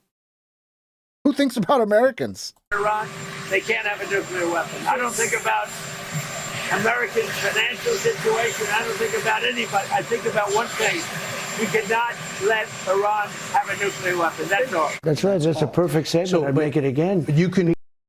That makes me feel bad because remember J.D. Vance was like, oh, I don't think he actually said that. I think that's a misrepresentation. It's like, he said it, and now he's doubling down, JD. Maybe you should resign, JD. Maybe you should resign. Because he's taking your fucking political future and flushing it down the toilet, along with his own, which he doesn't need anymore because he's done. So, resign. You know, why not? Imagine how many people stop the soundbite I don't think about America's financial situation. So what's your response to that framework? It's very simple. When people hear me say it, everybody agrees. What? Who agrees? The neocon retards like Mark Levine? That's who agrees? Short-term pain. It's going to be short-term pain. But the pain is much less than people thought. Because numbers are. You can imagine Democrats. He's so full of shit, dude. He really is. Some more voters. Alex says, I voted for you 3 times. Jesus, Fox News, can you get the volume up on your fucking interviews, bro? Every Fox News clip, I got to turn this up to 300%. Times. He can't handle the costs. And he's not for this foreign conflict. I hate it, bro. He's not for the foreign conflict. But Roy in Pennsylvania, he's a retired farmer. He can't handle the fuel going up. And he says it's going to come down very fast. And look, I'm disappointed. I'm just telling you what they say. When you say to him, Roy, Alex, we got a problem. We just hit the... Yeah, we got a problem. And it's you, fuckhead. Highest stock market price ever. By the way, then, when I went in. Now, again, it's higher. With the war, it's higher than it was when I went in. Think of that. I agree. The 401... How does that solve the problem where there's not enough fertilizer? The stock market's up. Oh, sir, I don't have enough fertilizer to produce the crops this year. So this is... Did you see the Dow, though? Did you see the Dow? Pays at their all-time high. There are more people working right now in the United States of America than at any point ever in the history of our country. Detroit Free Press, Trump voters. Wow, dude. People are so naive. There's so many people that are still supporting Trump that are just, you're fucking naive. You're so naive. Like, I supported the guy. I supported what he ran on, not what he became. Because this is not what we ran on. This is not what America First was about. This was not about, it's not what America was about. I mean, this is Trump now versus Trump as a candidate, two different people, two different, totally different messages. This guy acts like Hillary Clinton. He acts like Joe Biden. He acts like George Bush. And the last thing he seems to actually care about is the suffering of the American people. Whereas the candidate, that's all he cared about was American people. And he called out a lot of the issues and how we're getting fucked. And then he becomes president the second term. And it's like, who is this guy? Who is this fucking guy? Here he is getting mad because people refuse to believe his bullshit about Iran being a total military victory. Repeating the bombing, you did it for 38 days. No, we did, and you did not get the political changes in Iran. No, I had a total military victory. But the fake news, guys like you write incorrectly. You're a fake guy, and guys like you write about it incorrectly. We had a total military victory. We knocked out their entire Navy. We knocked out their entire Air Force. We knocked out all of their anti-aircraft weaponry. We knocked out...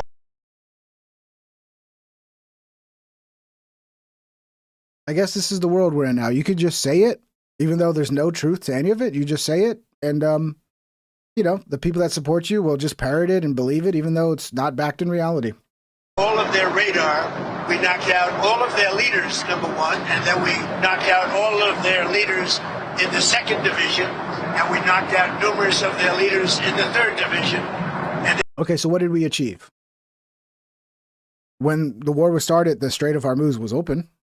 Now it's closed. Now we're not going to have enough fertilizer for our farmers. Yeah, you killed a bunch of people. Okay, those people have been replaced by new people who are more radical. Iran's not willing to give an inch when it comes to negotiations. In fact, it's looking like we're probably going to have to relieve the sanctions in order to get them to open the Strait of Hormuz. What did we achieve? Oh, but they'll never have a nuke again. Did you know they had a nuke and they were aiming one at your grandma? Like, literally, there was somebody in Iran who had a nuke and they were aiming it at your grandma and we took them out and now your grandma's not going to get nuked. It's like, that, what the fuck? So dumb. It's so dumb. They're very confused. We've had a total victory except by people like you that don't write the truth. You know, you should write. I actually think it's sort of some treasonous what you write, but you in the New York Times. It's treasonous. It's treasonous. So now if you don't go along with their lies, maybe you get a charge for treason. CNN, I would say, are the worst. Right. So on another war. You should know better.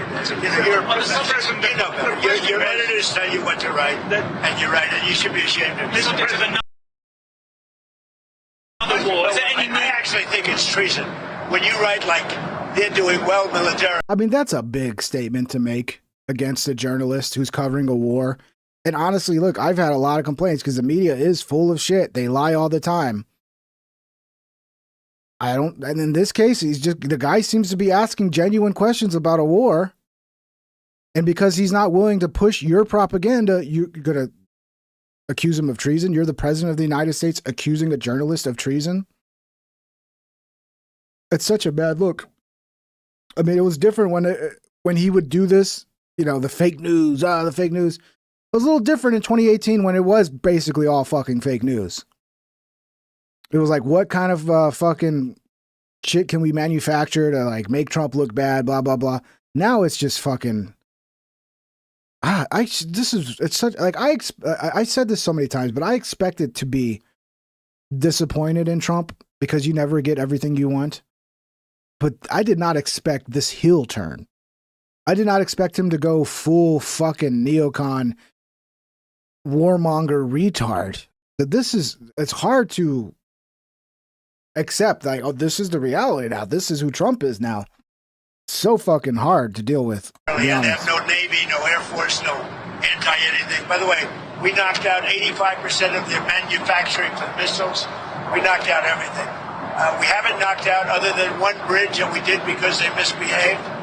But we have bridges we could knock out. We could knock out their bridges and their electrical capacity within 2 days. We could knock out the whole thing. And then I read the New York Times, and they act like they're doing well. And everybody knows it. That's why your subscribers are way down. You know, the Times subscribers are way down because it's fake news. Okay, yeah, true. What about your poll numbers? That's why your poll numbers are way down, because what you're saying is fake news, fuckhead. But who cares about, you know, the future of the Republican Party? You got what you got. Now it doesn't matter. Doesn't matter. You don't need to win another election, so his polls are fucking bad. Really bad. We'll see what happens. I wonder, you know, I want to see Massey win too. That'd be a good little fuck you to Trump, wouldn't it? And now he's going after fucking Boebert. He's going after my sweet little angel, Laura Boebert. Well, first, before we get to that, Congress, inflation is affecting Congress. They can't afford to live now, so they need to give themselves a raise. The American people, oh no, they're fine. It's fine. Congress, holy shit, we need a raise. Inflation's terrible. It's a clown world. Well, look, you know, the salary of Congress has been frozen since 2009. You know, when you adjust for inflation, a member of Congress today is making 31% less than they made in that year. It goes down every year. And over time, if you stay on this trajectory, you're going to have less qualified people who are willing to make the extreme sacrifice to run for Congress. I mean, it's just people just make a reasonable decision as a... Oh, we got so many qualified people in Congress doing such great work for us. Oh, what would we do if we lost the people in Congress? Oh, my God.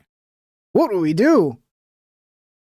Yeah, is he arguing? I think he's arguing here that they need to be able to trade stocks. They don't make enough money, so they need to be able to play the stock market. Gamble, essentially. If we don't gamble, then we can't. Well, because, yeah, it's not a gamble for you like it is for us. You fucking insider knowledge motherfuckers. No, They should not be allowed to trade stocks while you're in office. Family on whether or not they can come and move to Washington, have a residence here, residence at home, and do all the things that are required.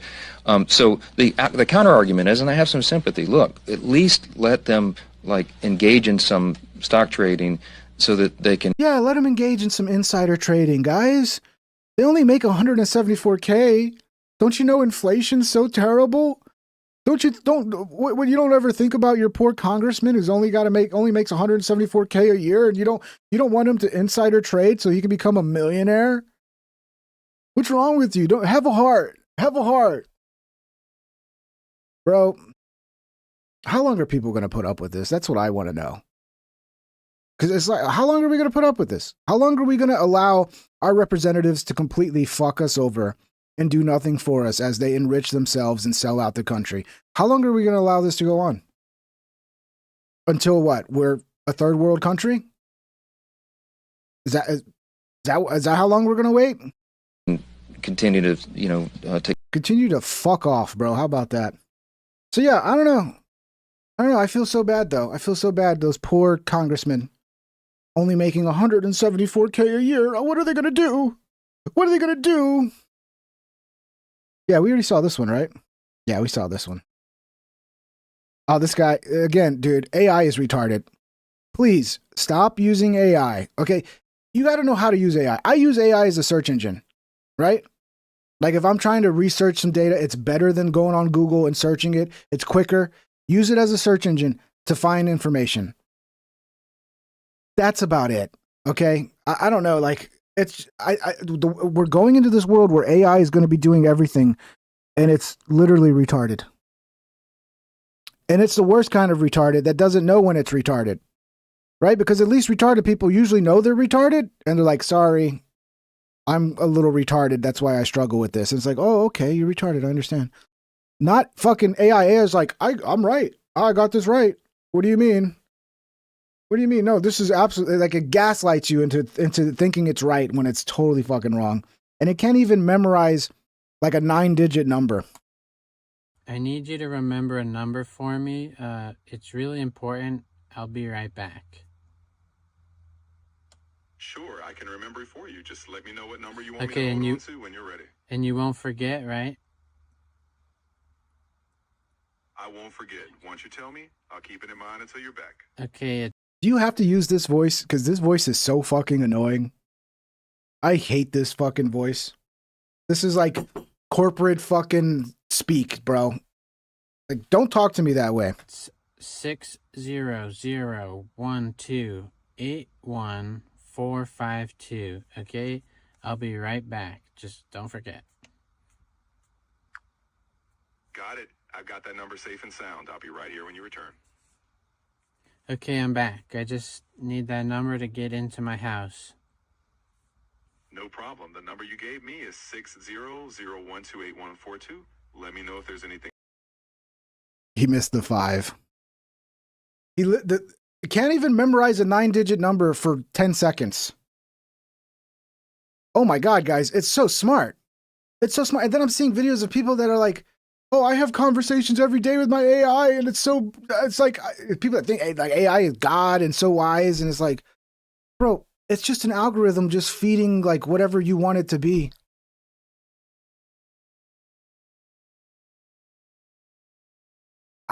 Look, there's been tons of technology.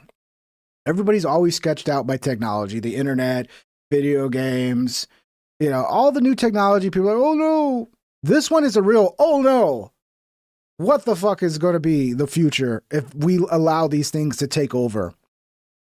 And we act like they're gods and they're so much smarter than us. And it's like, bro, it's essentially a computer algorithm that functions as like a search engine. It's good at doing that. It's good at searching things and getting you information. And even then, you got to get the sources with it. Right? So like if you want to look up like, who are the top 10, batting averages of all time in baseball? It probably will struggle to give you that. And then when it does that, you got to be like, give me the sources you're pulling this from so I can go double check. Because a lot of times, even then it's wrong. It can't even properly pull the sources. And it's stealing everybody's shit. It's literally stealing everything. I don't know. I think if I was president, I would put a stop to AI right now. I would be like, no, we need to halt this shit. They're building these AI data centers that are just fucking enormous. I mean, people are like being told, I forgot where, is in Colorado or something, where there's I forgot where, maybe it was Vegas or Colorado. There's this whole city where the electric company is like, sorry, we can't provide electricity for you anymore because we got this data center opening up and we can't give you electricity and the data center. And then it's using up all this water and it's just fucking, I don't know, bro. If I was president, I would put a stop to this. But what did Trump do? He's like, no regulations. Just do whatever you want. Else you need. It didn't work. Are you sure you didn't forget a number? I'm absolutely sure. That's the exact number I've held on to. Okay, like 100% sure or like 99? I'm 100% sure. See, there's the gaslighting that pisses me off.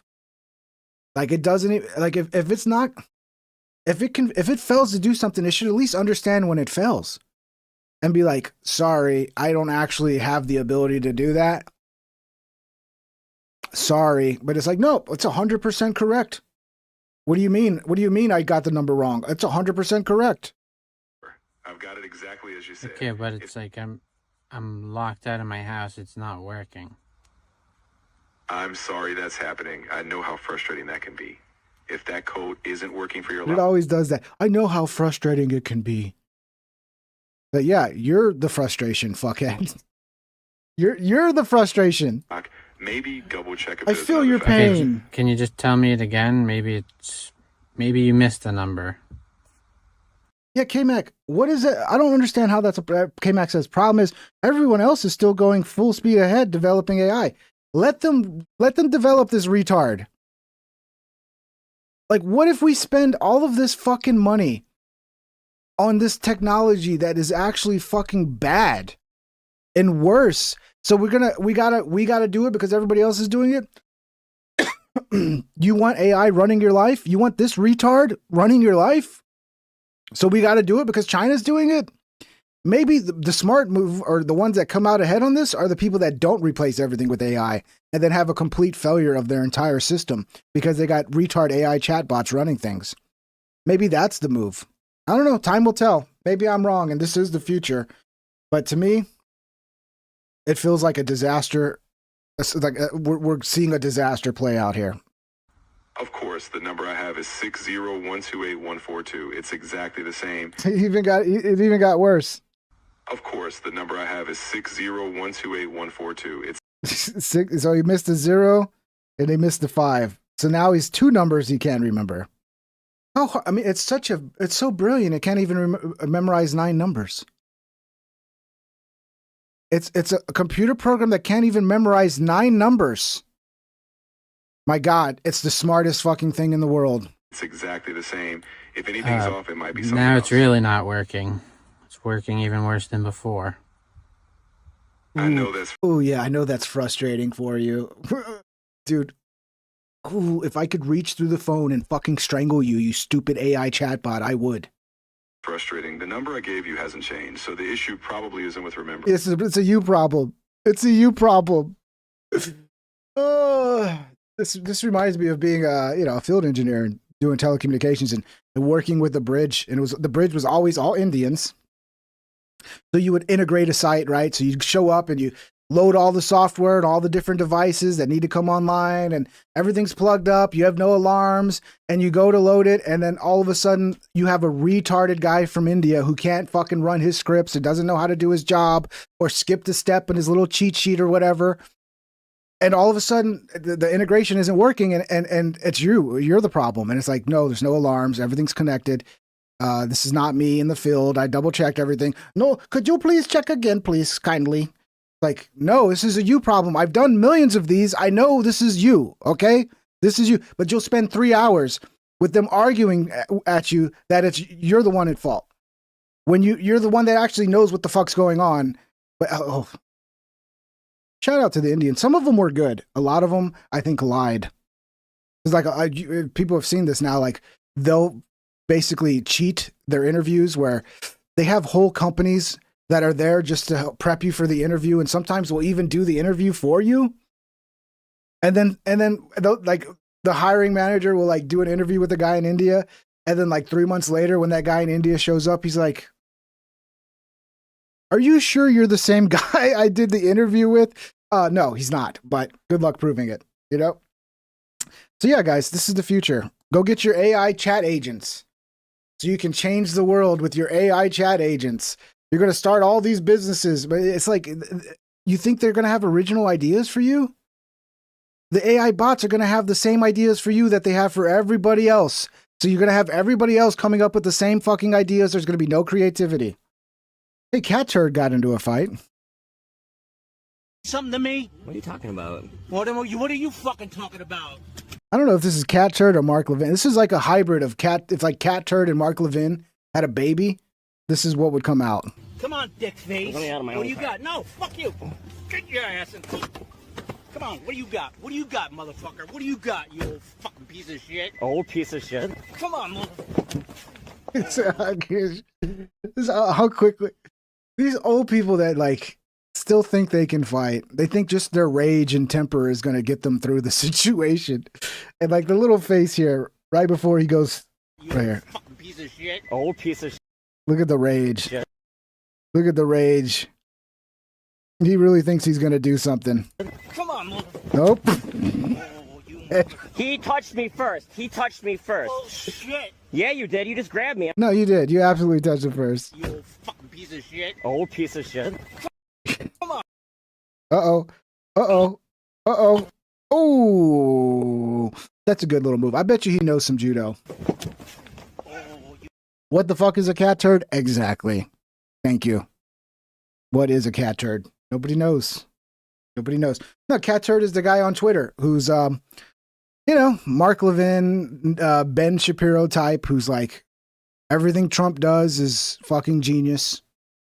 When the cost of living goes up under Trump because he made stupid decisions, it's a genius move. You just don't understand.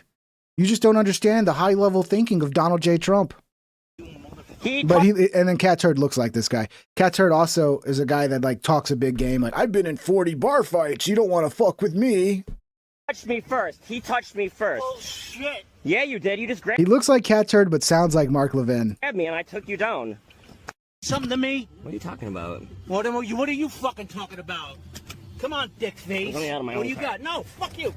Get your ass in. Come on, what do you got? I gotta watch it again. What do you got, you old fucking piece of shit? Old piece of shit. Come on, motherfucker. He lasted like 2 seconds. Yeah, that's just like, it's so sad. It's so sad. Old people, please know when you're old and decrepit and not able to fight, okay, for your own sake. What do we got here? Tucker Carl. Yeah, this is more about the AI data centers. I've been watching a lot about this shit. This AI data center shit. Like, we could bankrupt our country doing this. So we better fucking hope that this promise of what AI is going to be is actually coming to fruition. Because if it's not, and it's just another fucking scheme, then we're fucked. Because this shit is going to be so much investment. And yeah, I feel really sketched out by it all. And again, if I was president, I would I'd shut it down. I'd shut it completely down. I used AI last week with a tool to actually, after scanning all the images, to go look at them for 2 weeks. And now I'm able to just go to this computer and say, find a picture of my wife the day I met her in the gym. Boom. Yeah, it's good. It's a good search engine, bro. It's good when you have a lot of data and you need to parse that data. It's good at that. There are some things it's good at, right? So like the things that like, oh, it's good at, okay, use it as a tool for that, right? Like I use it as a tool to search. But stop promising it's going to be this like fucking God that's like intelligence is off the charts and it's going to bring, like, stop. Because it's not that. It's not that at all. But, oh my God, it helped me find this old picture of my wife. Yeah, it's good at that. It's good at data. It's good at parsing data. There it is. Now, It's amazing. No, you're kind of making my point, though, because the two examples you gave are examples of a machine replacing human labor and doing a better job than any person could do. Oh, Tucker, that's horrible. Which is great. Well, but hold on. that's my point. Well, I know it's your point. And I can see the marvel of it. But it raises the question, which won't go away, which is, okay, now that machines do what people do better than people did, what do people do? Okay. And what is the answer to that? Let me ask you, let me pose a question again. That's the other concern, is I don't trust governments to actually take care of the people. Once there's no jobs and we don't serve a real function anymore, and they don't need as many of us, how hard is it going to be to get rid of us? It's not going to be very hard. Might take a little while, but yeah, they're just going to keep us around, giving us free food and free money. You really think that? I have a hard. I mean, that'd be nice. That'd be nice if they'd be like, yeah, the people are shareholders in this, and they're going to profit, and everybody gets a piece of the pie. You think that's really how it's going to play out? Or are they just going to be like, yeah, in 30 years, there are going to be so many people that are starved to death, and just we're not going to have to worry about it. And I can go drive down the road and not have to worry about all these peasants taking up space. I don't know. I mean, if you have trust in the government to actually not just let their populations die off, well, I hope you're right, because I don't have that trust. Would you prefer? I'm giving you one of two options with the uncertainty of both, okay? But I want you to pick one. This will tell me a lot about how you think. Would you prefer in the next 5 years that China have more compute power than we do, even though the use and the outcome and jobs and everything else we're talking about is unknown? Or would you prefer the United States of America and their allies in North America had more compute power to develop AI? It depends. Whichever makes the United States happier, freer, and more prosperous, I guess, is the answer. Well, do you know what to the every answer to question. that is? What do you think it is? I'm not sure. So if we don't let a bunch of stupid robots run our lives, we're going to fall behind China. Because we have to do everything China does. Watch what happens, like in 30 years, like the countries that don't go full AI, they're probably going to be the most prosperous. People are going to want to live in countries where their fellow humans are the ones making the decisions and not some cold fucking basically retarded robot. And yeah, when there are proven tools that AI provides that actually help, we can use that. But we're acting like we're creating God on Earth. And that's fucking ridiculous, dude. That's fucking ridiculous. Use it to parse data. Use it to fucking search things. But when you're like, oh, AI is going to be in charge. AI is going to make the decisions. AI is going to handle our grid. AI is going to handle our nukes. The government's going to fucking have an AI fucking chatbot telling it how to...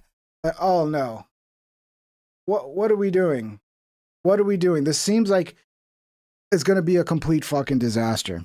That we know. I know that reducing this question to a competition between the United States and China is a very quick way to derail people from the core questions, which revolve around whether or not it's a good idea. So that's always kind of a red flag for me. China has more economic power now than the United States, probably has more military power. I didn't want either of those things to happen. I'm a little bitter at the American business community, which allowed them to happen, but they happened. So here we are.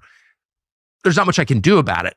My focus remains, however, on, is it good for the United States? Is it good for us? Does it make people happy? And I don't understand what people are. No, there is another approach. There's more options than just we go all in with AI or we go no AI. How about the other option is we wait till we have proven fucking things like, okay, once you know, like you have an AI that can actually do a good job better than humans, then you go, okay, we'll build that out. Right? Because that's not the case yet. And there's all this like, oh, definitely AI is definitely at some point going to be, it's just infallible and never make any mistakes. And it's like, really? I don't know. I hope you're right, because we're acting like it's already fucking the case. So like, to me, it's like, wait till, okay, you get proven advancements that are proven to work, and then you invest in that, right? Like, you're a government worker and you need to parse a bunch of fucking data in the government's fucking, files. Okay, AI will work for that. That's good. We could use AI when you need to fucking search for some file from 40 years ago that's in some database that's like fucking okay, AI can help parse that data. That's AI's good at that. Okay, but should we have all of a sudden, like, should the president be sitting there going, hey, ChatGPT, what policies should I do? Like, oh, like essentially we're going to have AI running the government and not humans? I don't know, man. I don't want to live in a world like that. I don't want to live in a world where we already do, like with YouTube, where my whole livelihood depends on some retarded chatbot not fucking up. Oops, where did I go? Man, that guy's, oof. Oh no, this is going to wipe me out and there'll be no. Stay home and be obedient. And I don't understand what people are going to do for a living if machines are going to be able to do most things that people currently do better than people do them. Like, what is the answer? And a lot of people are honest enough to say nothing. We're just the oligarchs are gonna send out checks to everybody, the bread and circuses, and everyone's just gonna kind of stay home and be obedient. I think too many of you are having too many relationships with your AI chatbots, because I'm seeing so many people that are just like, oh, AI, we gotta do it. Okay, great. Well, the future that comes from it, I hope you enjoy it, okay? Because I'm not looking forward to that fucking dystopian future. And please stop having relationships with AI chatbots, okay? It's fucking lame. But I don't know that is a good idea, and I don't know. I think you're raising a great point. It's a wonderful debate, and it's certainly going on. But it's analogous to the narrative that must have been happening back when the Model T Ford rolled off the assembly line, and everybody that had a buggy looked at it and said, "Oh no, this is going to wipe me out, and there'll be no work for me." That the American economy is very resilient as it develops new sectors. What happened after the Model T was rolled out? We had two big events in the, say, 40 years after that. We actually had one was the First World War and one was the Second World War. The Industrial Revolution, like all technological change, caused dramatic political and social change, which resulted in the biggest bloodletting in human history. So I'm like, it's worth thinking this stuff through. Like, technological change forces social and political change. Unfortunately, capitalism and the freedom it provides is volatile. And it has lots of periods, including the Great Depression, where it taxes the people that support it. But it's still better than the alternative anywhere on earth, it seems, 200 years later.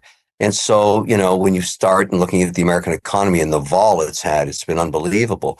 But the system, with all its faults, and you're raising some good points, I agree with you. I'm just trying to think what's the alternative. And regarding AI and the ultimate issue around your job issue, and I think it's fair. I'm looking at it differently. I'm looking at it as insurance. I would prefer, even though the future is uncertain and the outcome, and the end is always near, to quote Jim Morrison. I love that line in his song, Roadhouse Blues. The future is uncertain and the end is always near. Words I live by. But it's sort of, if you had to give me the two alternatives, let China do this first or us, I'll take us. And I'm part of that now. And in the controversy of it, we started our conversation. I've never seen a controversy like this. By the way, this guy is getting filthy fucking rich building. He's part of the. He's one of these guys going around getting money to build these data centers, and states are literally fucking giving them all kinds of incentives and tax breaks to build a data center. And these data centers are enormous, and they suck up tons of energy. Okay, and they use tons of water, and they're really bad for the environment. And they're going to be really bad for your fucking energy costs at home. Okay. So this guy's obviously got a bone to pick. He's got money in the game for AI. So I wouldn't trust anything this fucking guy says. We're seeing attacks like this. I know you have, but I haven't experienced it. And I'm hiring. Well, I mean, if you take money from taxpayers, you should expect them to weigh in too and take their complaints seriously and not just dismiss them as agents. And you're right, but this has been going on. Incentives, state by state, in every sector happen, even real estate. Not incentives. It's a forced transfer of wealth from taxpayers to people who are richer than taxpayers. So, like, no, they're not. Of course, they have. You get a tax break to create 2,000 jobs, and 2,000 jobs, bro. 2,000 jobs, bro. Holy shit, that's going to really change things, huh? 2,000 jobs. The taxpayer wouldn't do it if it wasn't the long-term outcome. The taxpayer has no choice. We don't get to decide. There's no choice. The taxpayer has they no do have a choice. They can say no. That's not what happened. Well, they tried to say no to this data center and they got laughed at. And then the governor, Spencer Cox of Utah, who really is a kind of living symbol of our ruling class, said that the state has an obligation to do this, and basically, as you were doing, waved away concerns as like foreign propaganda when I think they're probably non-crazy. Here's my thinking, right? Why can't we just go a little slower and be a little more sure of things, okay? Seems like we're just like running full speed ahead because there's money to be made. It's the next .com fucking big fucking thing everybody wants to throw money into. It's the next, every 20 years, you got the next big thing everybody's trying to get rich off of. Like say like flight traffic controllers, right? Like that's a difficult job. Can AI do that job? If somebody creates an AI that can actually do the job of flight traffic controllers better than they can, and then you can test that out and in practice see that it actually does work and it's safer. Like if you have cars, like robot cars where AI is driving the car and you see, okay, there's 50% less accidents now. Like, okay, that works. Roll that out. But I have a feeling we're going to be rolling things out like the way YouTube rolls out its AI and it just fucks up left and right. And then they don't take any responsibility for it. Oops, sorry, AI made a mistake. I know you lost a month of money there. And we held your $20,000 check because the AI made a mistake. It's like, that's the future we're going to get. We're seeing it play out on YouTube right now, okay? They put the AI in charge. The AI fucks up nonstop. And it's like, oh, sorry. Maybe a human will fix it. Maybe a human won't. Good luck. Good luck with that future. People who live in Utah are like, why is this good for me? Why should I pay for this? It's fair. It's fair. All this is fair. How about we forget the data center and just talk about the power for a second? Yeah, we're going to have to massively improve our grid. We're going to have to probably get nuclear power again because these data centers are just power hungry, bro. Yeah, American farmers devastated by shortages of fertilizer and massive energy costs increased caused by the closure of the Strait of Hormuz. But it's fine, guys. It's fine. It really is. Family's farmed for 100 years. You don't want to be the one that can't keep it going, you know. I am a Republican. I voted for this administration, but my patience is running thin. We're here in the heart of the Mississippi Delta to talk with farmers about how the war with Iran is impacting them. Oh, it's been awful. The closure of the Strait of Hormuz is... Yeah, let's spend all this money on AI and all this shit, and let's drop the ball on actually producing the food our people need. Maybe that's on purpose. Maybe that's how you do it. Maybe that's how you do it. You have some sort of fucking massive issue where crops can't be made the way they can, and then next thing you know, you get rid of 50% of your population. It was all, oops, sorry, we didn't do it on purpose. The fucking system crashed. I still think people are very naive to how bad this potentially could be because of the closure of the Strait of Hormuz. People are mad about how much things cost now. It's like, oof. Hopefully they get it open soon. I'd heard something where Iran's willing to open it now, but it's the same shit as before. Like, basically, if you want to cross the Strait of Hormuz, you got to work with Iran to get permission to go through. And, yeah, I don't know. We'll see what happens, man. That shit's all fucking a quagmire at this point. Causing prices to skyrocket. Things like diesel fuel and fertilizer. We're buying a little bit at a time. And sometimes we know that we've only got 2 weeks of fuel. So what has happened to us is not just the impact of 1 year. We have lost customers forever. They will never come back. We just hit the highest stock market price ever. By the way, then, when I went in. Now, again, it's hard. Yeah, and a lot of this is all the AI shit, dude. It's all AI shit. It's like, again, a lot of you are probably too young to remember, but we had the .com bubble, right? Early 2000s, late 90s into early 2000s. The internet, that was the big thing. Everybody was investing in it. The market went crazy. And then it crashed. Like it should have. And we're well past that point. So I don't know if they're manipulating the markets now so they don't crash. But we need some crashes. I know that, I mean, it sounds bad, but that's about the only way we get, costs down here, especially costs for rent and shit. We need the housing market to crash. And yeah, I don't give a fuck about the stock market, bro. I get it. Your 401k, dude. I understand. You don't want to lose any money in your 401k, but people need to be able to afford rent at some point, and if that doesn't get better, I guess get used to living like we're going to be living like all the Mexicans that came into here live, where it's like 10 people in one apartment. Oh, you want to afford an apartment? Well, find 9 other roommates so you can afford an apartment. Get used to that kind of living. With the war, it's higher than it was when I went in. Think of that. I agree. The 401ks at their all-time high. The 401k, guys. There's an economic crisis. The old Ponzi schemes coming to an end. Different powerful forces are jockeying for control to prop themselves up during this. This is how new world wars happen. During the end of an era, the end of an age, the end of a system, this is what they go to. They take you to war. And President Trump believes he's securing our hemisphere, taking out China's control through Cuba and Venezuela and Mexico. All that's real. And it was a decision that's risky, but I can understand it. This is America first. But getting into Iran, which all former presidents said no to because they got briefed that as much as the Pentagon would like to get rid of the mullahs, it would probably not work. So the dice were rolled. And now we have Americans facing highest Memorial Day gas prices on record. When you already had bad inflation, and now inflation is even higher than it was under Biden, Trump... Holy shit, we got 100 likes already. Thank you. I always forget that. I need to do it more because I know when I shout this stuff out, I get more support. So sorry if it's annoying, but smash the thumbs up. Let's see if we can get to 200. Who knows? We could break some records here. Got 112 likes. Thank you guys for your support so far. Links are in the description if you want to become a member. It goes a long way. Helps support the show. Keeps it going. And super chats, like always, are open. Thank you guys for your support. You've been awesome. The year had reversed it, slowed it down. He was having success. It was great. I was a big cheerleader. Had all the economists on. And now that's all being reversed. That's all being thrown away.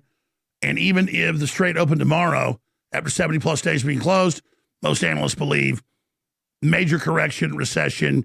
And it's not a normal recession because we're at the end of the road. We now have a... Yeah, Lucian, see, the stock market is not directly tied to the livelihoods of regular Americans. Look at it this way, right?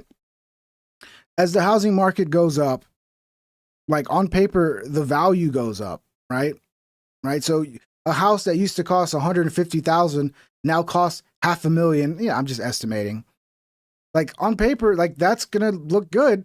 The markets are gonna react positively to that. You have more money there. Inflation causes things to go up, any assets to go up. But what does that mean for the average American? That means now you can't afford rent. Now you can't afford to buy a house. But on paper, it looks good because all this wealth is being created. So there's a big disconnect between, the stock market going up, and is this helping actual Americans or making their life harder? But no, all that matters is the stock market goes up. Doesn't matter that people can't afford to buy a home. Doesn't matter now that people have to work 3 jobs just to get by. No, none of that matters. Stock market went up. National debt service per year on our $39 trillion that is as big as the GDP every year. So everything we produce just pays for the debt to the bankers, BlackRock, the Rothschilds that made it up out of nothing. They positioned us just like a third world country into this situation. And then again, we have them saying Iran blew up this nuclear reactor today, caught it on fire.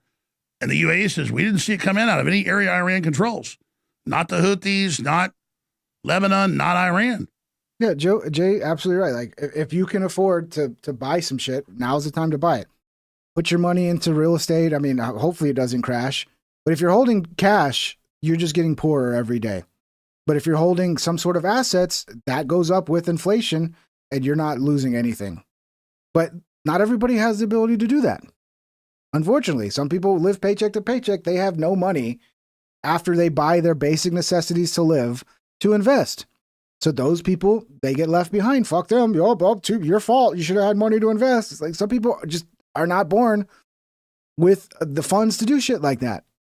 And, good luck now saving money In the past, you could do that. You could be that guy that had no money to invest. But then in 10 years, if you played your cards right, you could be the guy that can now invest. Goodbye that. That's gone. Unless you're making really, really good money, nobody's putting money away anymore. Everybody's going into debt, right? I mean, if people were able to still put something away so that in 10 years they had a nice chunk of change, they could invest in a house or invest in some business, it'd be a different story, but that's going away, and it's not getting any better. They said you need to think about who is a sophisticated state actor. I'll get to that report in a moment, but now we're entering the wheelhouse of the false flag. Biggest drone attacks yet on Russia. Russia shot down over 500 drones, over 1,000 hit, all over the country, deep inside the nation. This is escalatory. This is what happens in a war. People keep doubling down. The other side doubles down. I saw the new trailer for Dune 3, big fan of Frank Herbert's books because he was a geopolitical genius. Instead, he put his geopolitical historical understanding into fiction so he could say things that you couldn't say in nonfiction back then, the 60s and 70s. And Paul Atreides, who's now, the big leader, he says, the more I fight, the more I conquer, the more I defeat, the more people line up to fight me. And that's basically where we are right now. And our military's totally outstretched. You need boots on the ground for any of this. For all these wars, we need a 3 million man army. That means actual combat troops. We might have 500,000 combat troops that are actually ready for combat.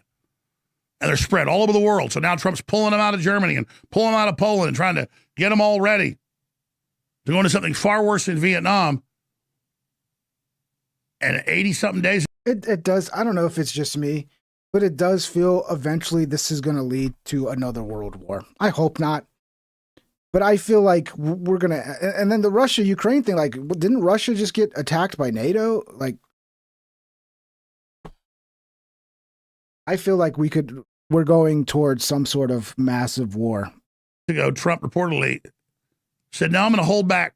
And Israel struck first to drag us in, and the Secretary of State admitted that.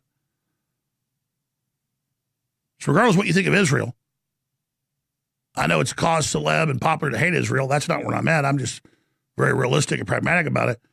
Israel's current leadership is sacrificing us and our credibility and our future. So Netanyahu's been convicted, can stay in power during this war. It's so dangerous.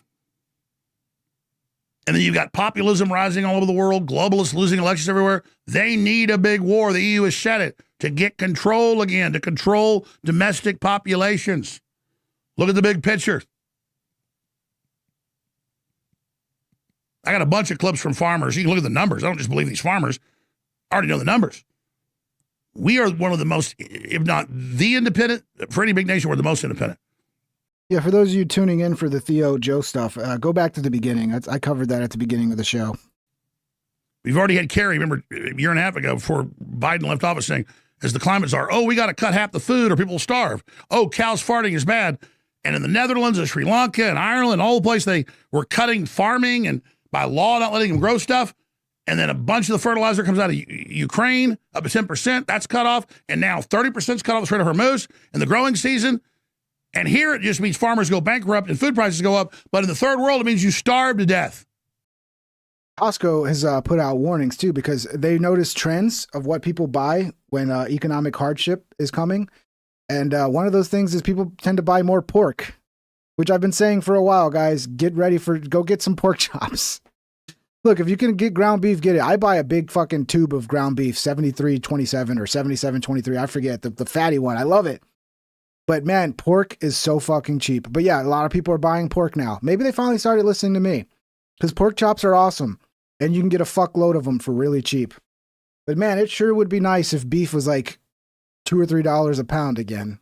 That would be nice because I do love me some beef. I know people, we're Americans, we love beef. And beef is going to become this thing that's going to be like this highly sought after commodity. Like, oh my God, you got beef?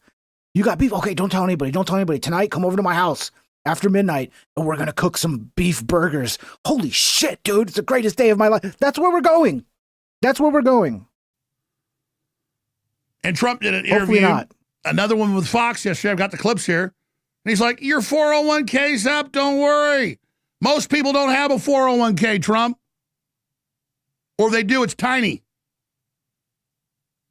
Yeah, there's Trump. In fact, we'll get to that clip coming up, actually. I sent him over 100 clips here because anything I say, I got a clip up.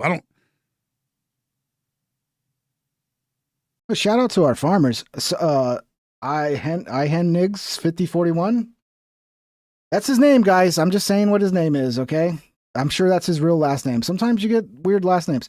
Southern Farmer here, gonna tell you, the fertilizer shortage is not real.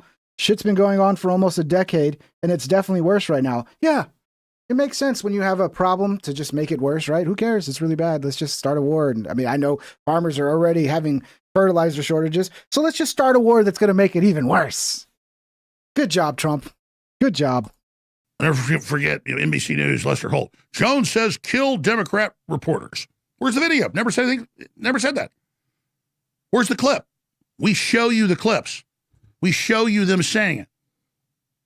So we had to have a recovery or we were going to go bankrupt. The globalists wanted us to go bankrupt. That's the Great Reset. We're being positioned for Cloward and Piven. Trump was trying to stop it. I was a total cheerleader. And now Trump says, I'm not worried about the average American's financial situation. I'm not worried about Medicare and Medicaid. Those are all quotes. We're a war economy now. All I care about is Iran and uranium. Then he says, oh, it's really PR. It's all buried in the rubble, but I just want to look like a hero. I mean, it's like he makes the worst statements you could for the upcoming midterms in 6 months, which all the polls show we're going to lose in royal colors. Very true. Here's just one of the farmers. My family's farmed for 100 years. You don't want to be the one that can't keep it going, you know. I am a Republican. I voted for this administration, but my patience is running thin. We're here in the heart of the Mississippi Delta to talk with farmers about how the war with Iran is impacting them. Oh, it's been awful. The closure of the Strait of Hormuz is causing prices to skyrocket, things like diesel fuel and fertilizer. We're buying At Flatman Official super chatted $2. Jesus bless, I'm not mad at the crew ping. Jesus bless, I'm not mad at the crew ping. Okay, I'm glad you're not mad. I'm glad. People do get upset.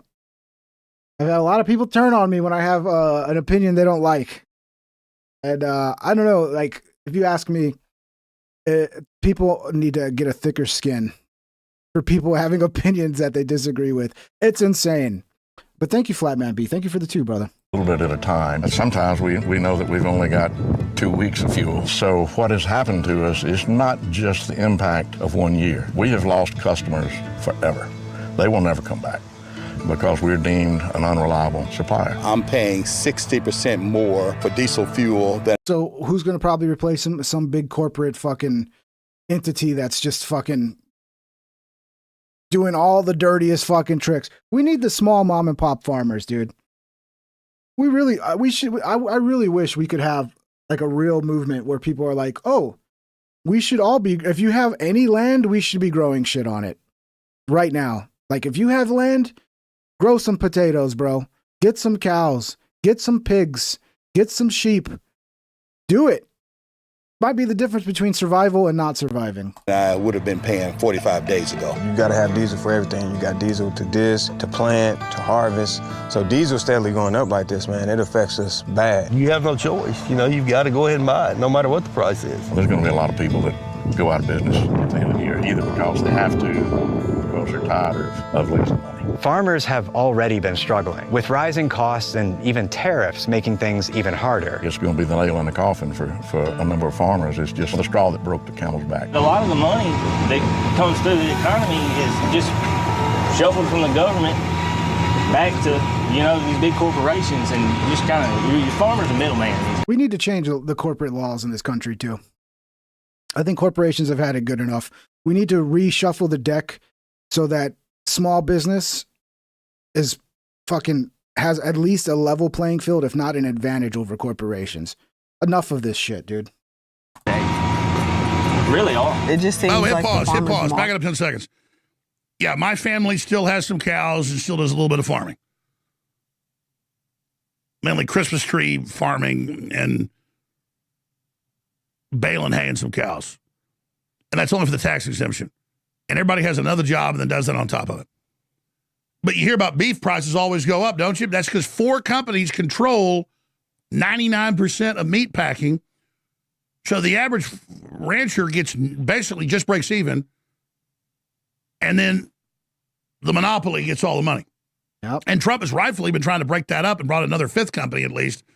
But my point is that this is a royal screw job. Remember when Biden said, oh, the reason gas prices are up is because the gas stations are gouging you. Everybody that knows this knows the average gas station makes no money or breaks even on gas. It's all about lottery tickets and Gatorade and cigarettes and ice cream and, coffee. It's the same thing. But the left blames greedy farmers as the reason food's so much. Yeah, right. That's why the farmers keep shutting down. There's almost none left. I don't know any small-time, even medium farmers that aren't big agra that don't have their regular job as a Amazon driver or running a restaurant or a school teacher or a county sheriff.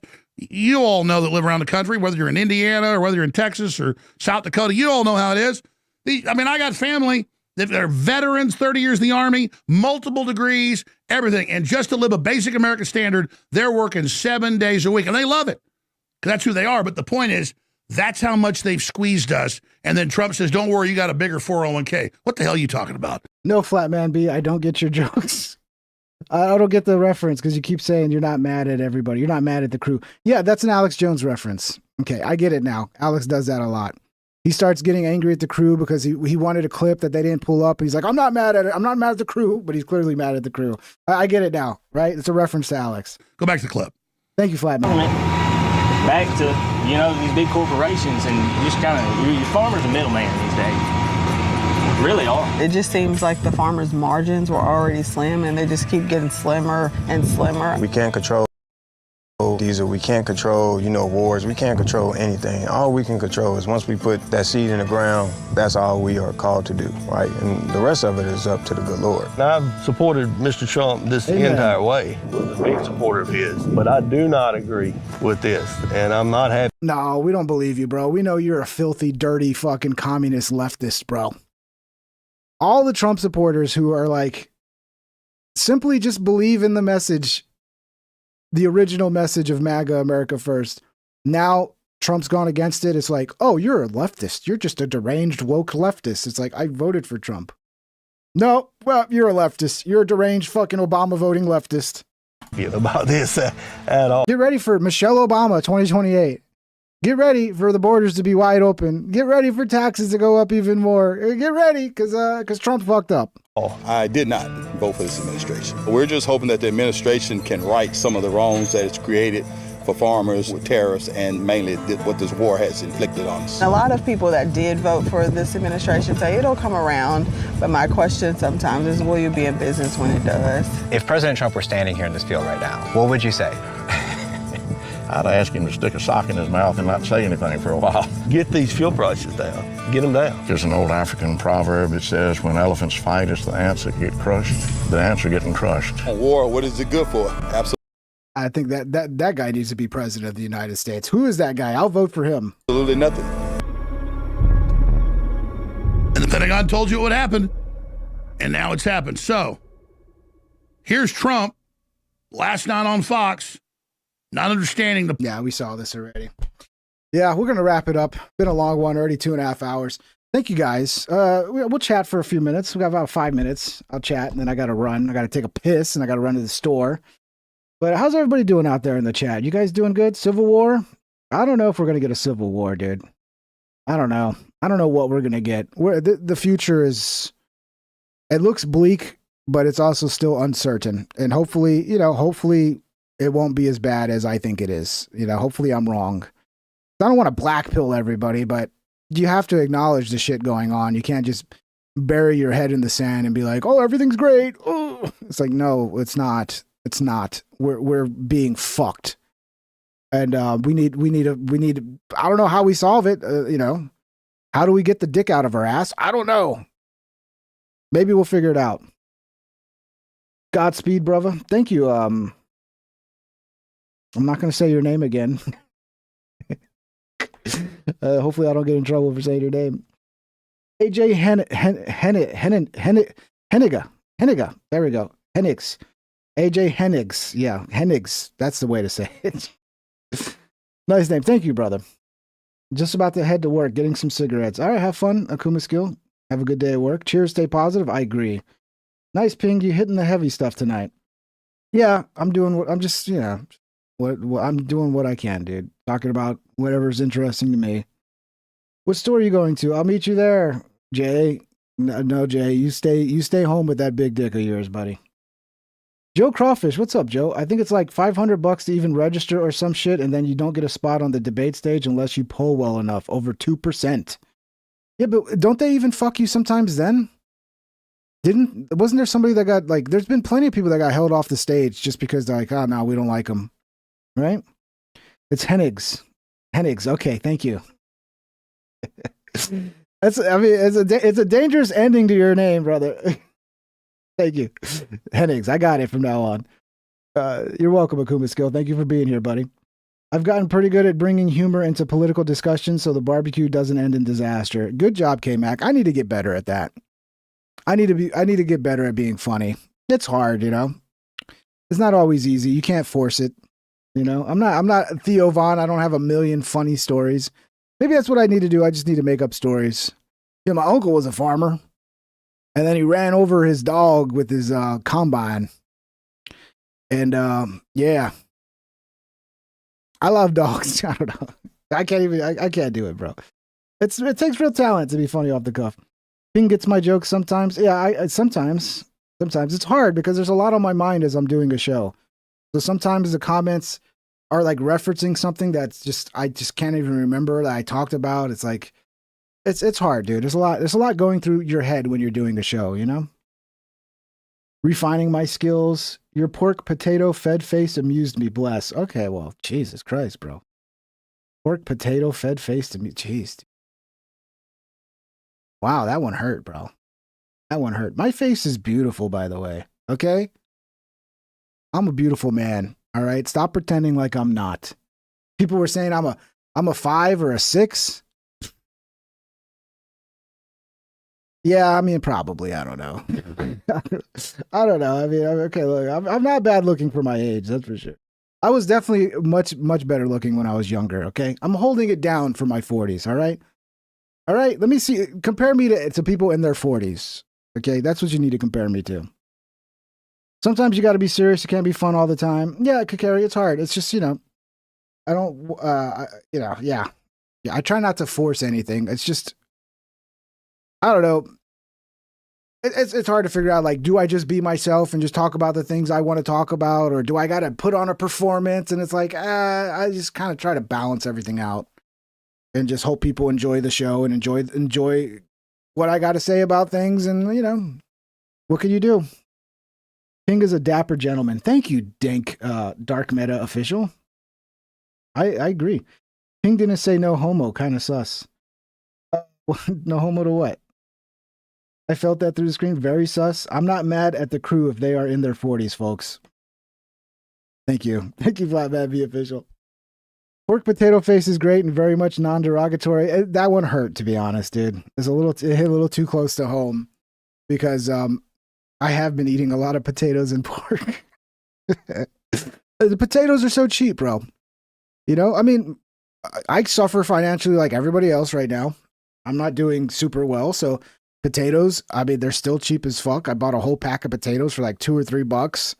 And yeah, you fry them, you throw some eggs, you get some potato and eggs, and it's a good breakfast.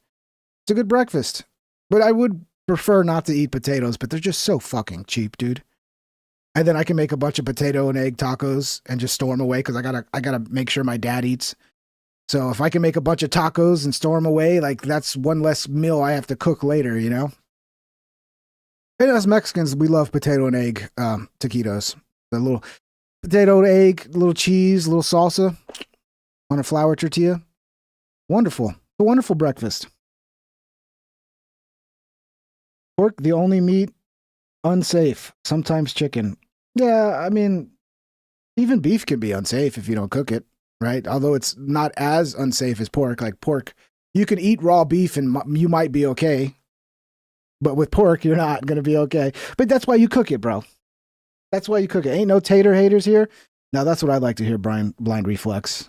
Okay. I prefer not to eat potatoes because it does put weight on me. Like, because that's why that comment hurts so much. It's like, fuck, he's right. I do have a pork potato face, but it's not the pork that's fucking my face up. It's the potatoes. Okay. If all I ate was pork, I would thin out and I wouldn't have a pork potato face. That wouldn't hurt, dude. I mean, sometimes they just hurt. Pink for president? Oh, Flatman B. I don't know. It seems like you got to have money to run. Wait, I thought you were black, Pink. Are you serious? Well, I'm part black, part gay, part Jewish, part Hispanic. So I'm a little bit of everything. New potatoes at the start of summer, boiled with smoked salmon and butter, garlic, onion sauce. Sounds good. I mean, that's the other thing too. Like, baked potatoes are so easy. You throw them in the oven for like 45 minutes to an hour. You got a nice little snack. You know, I like to eat the potato skins as well on the baked potato. A little sour cream, cheese, butter, whatever, bacon bits, whatever you got. I like to cut them in half when I bake them in the oven, and then like they come out like kind of crunchy. It's great. It's almost like a potato chip. Once you put all the bullshit on there.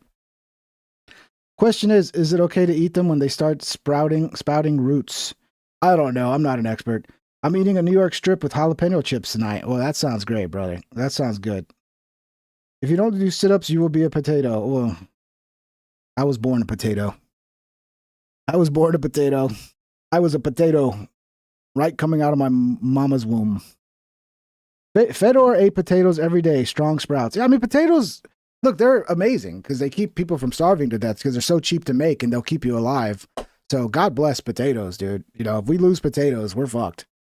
All right, thank you guys. We'll see you on the next one. Much love. I'll try to do as many as I can next week. I don't know how many that'll be, but I'm going to try my best. So we might have some laid back episodes this week where we're just hanging out because I run out of things to talk about, but I still got to do a show. So much love, everybody. We'll see you. Have a wonderful night. I hope everybody had a great weekend, and we'll see you on the next episode. Take care. Pink Trip is out. Bye-bye.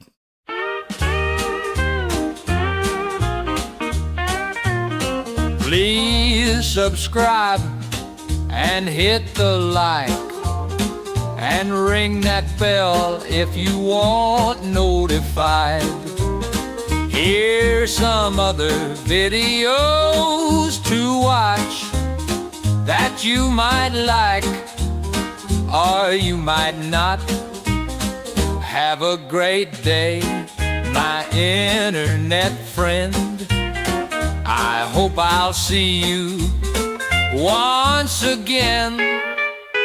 Please subscribe and hit the like and ring that bell if you want notified.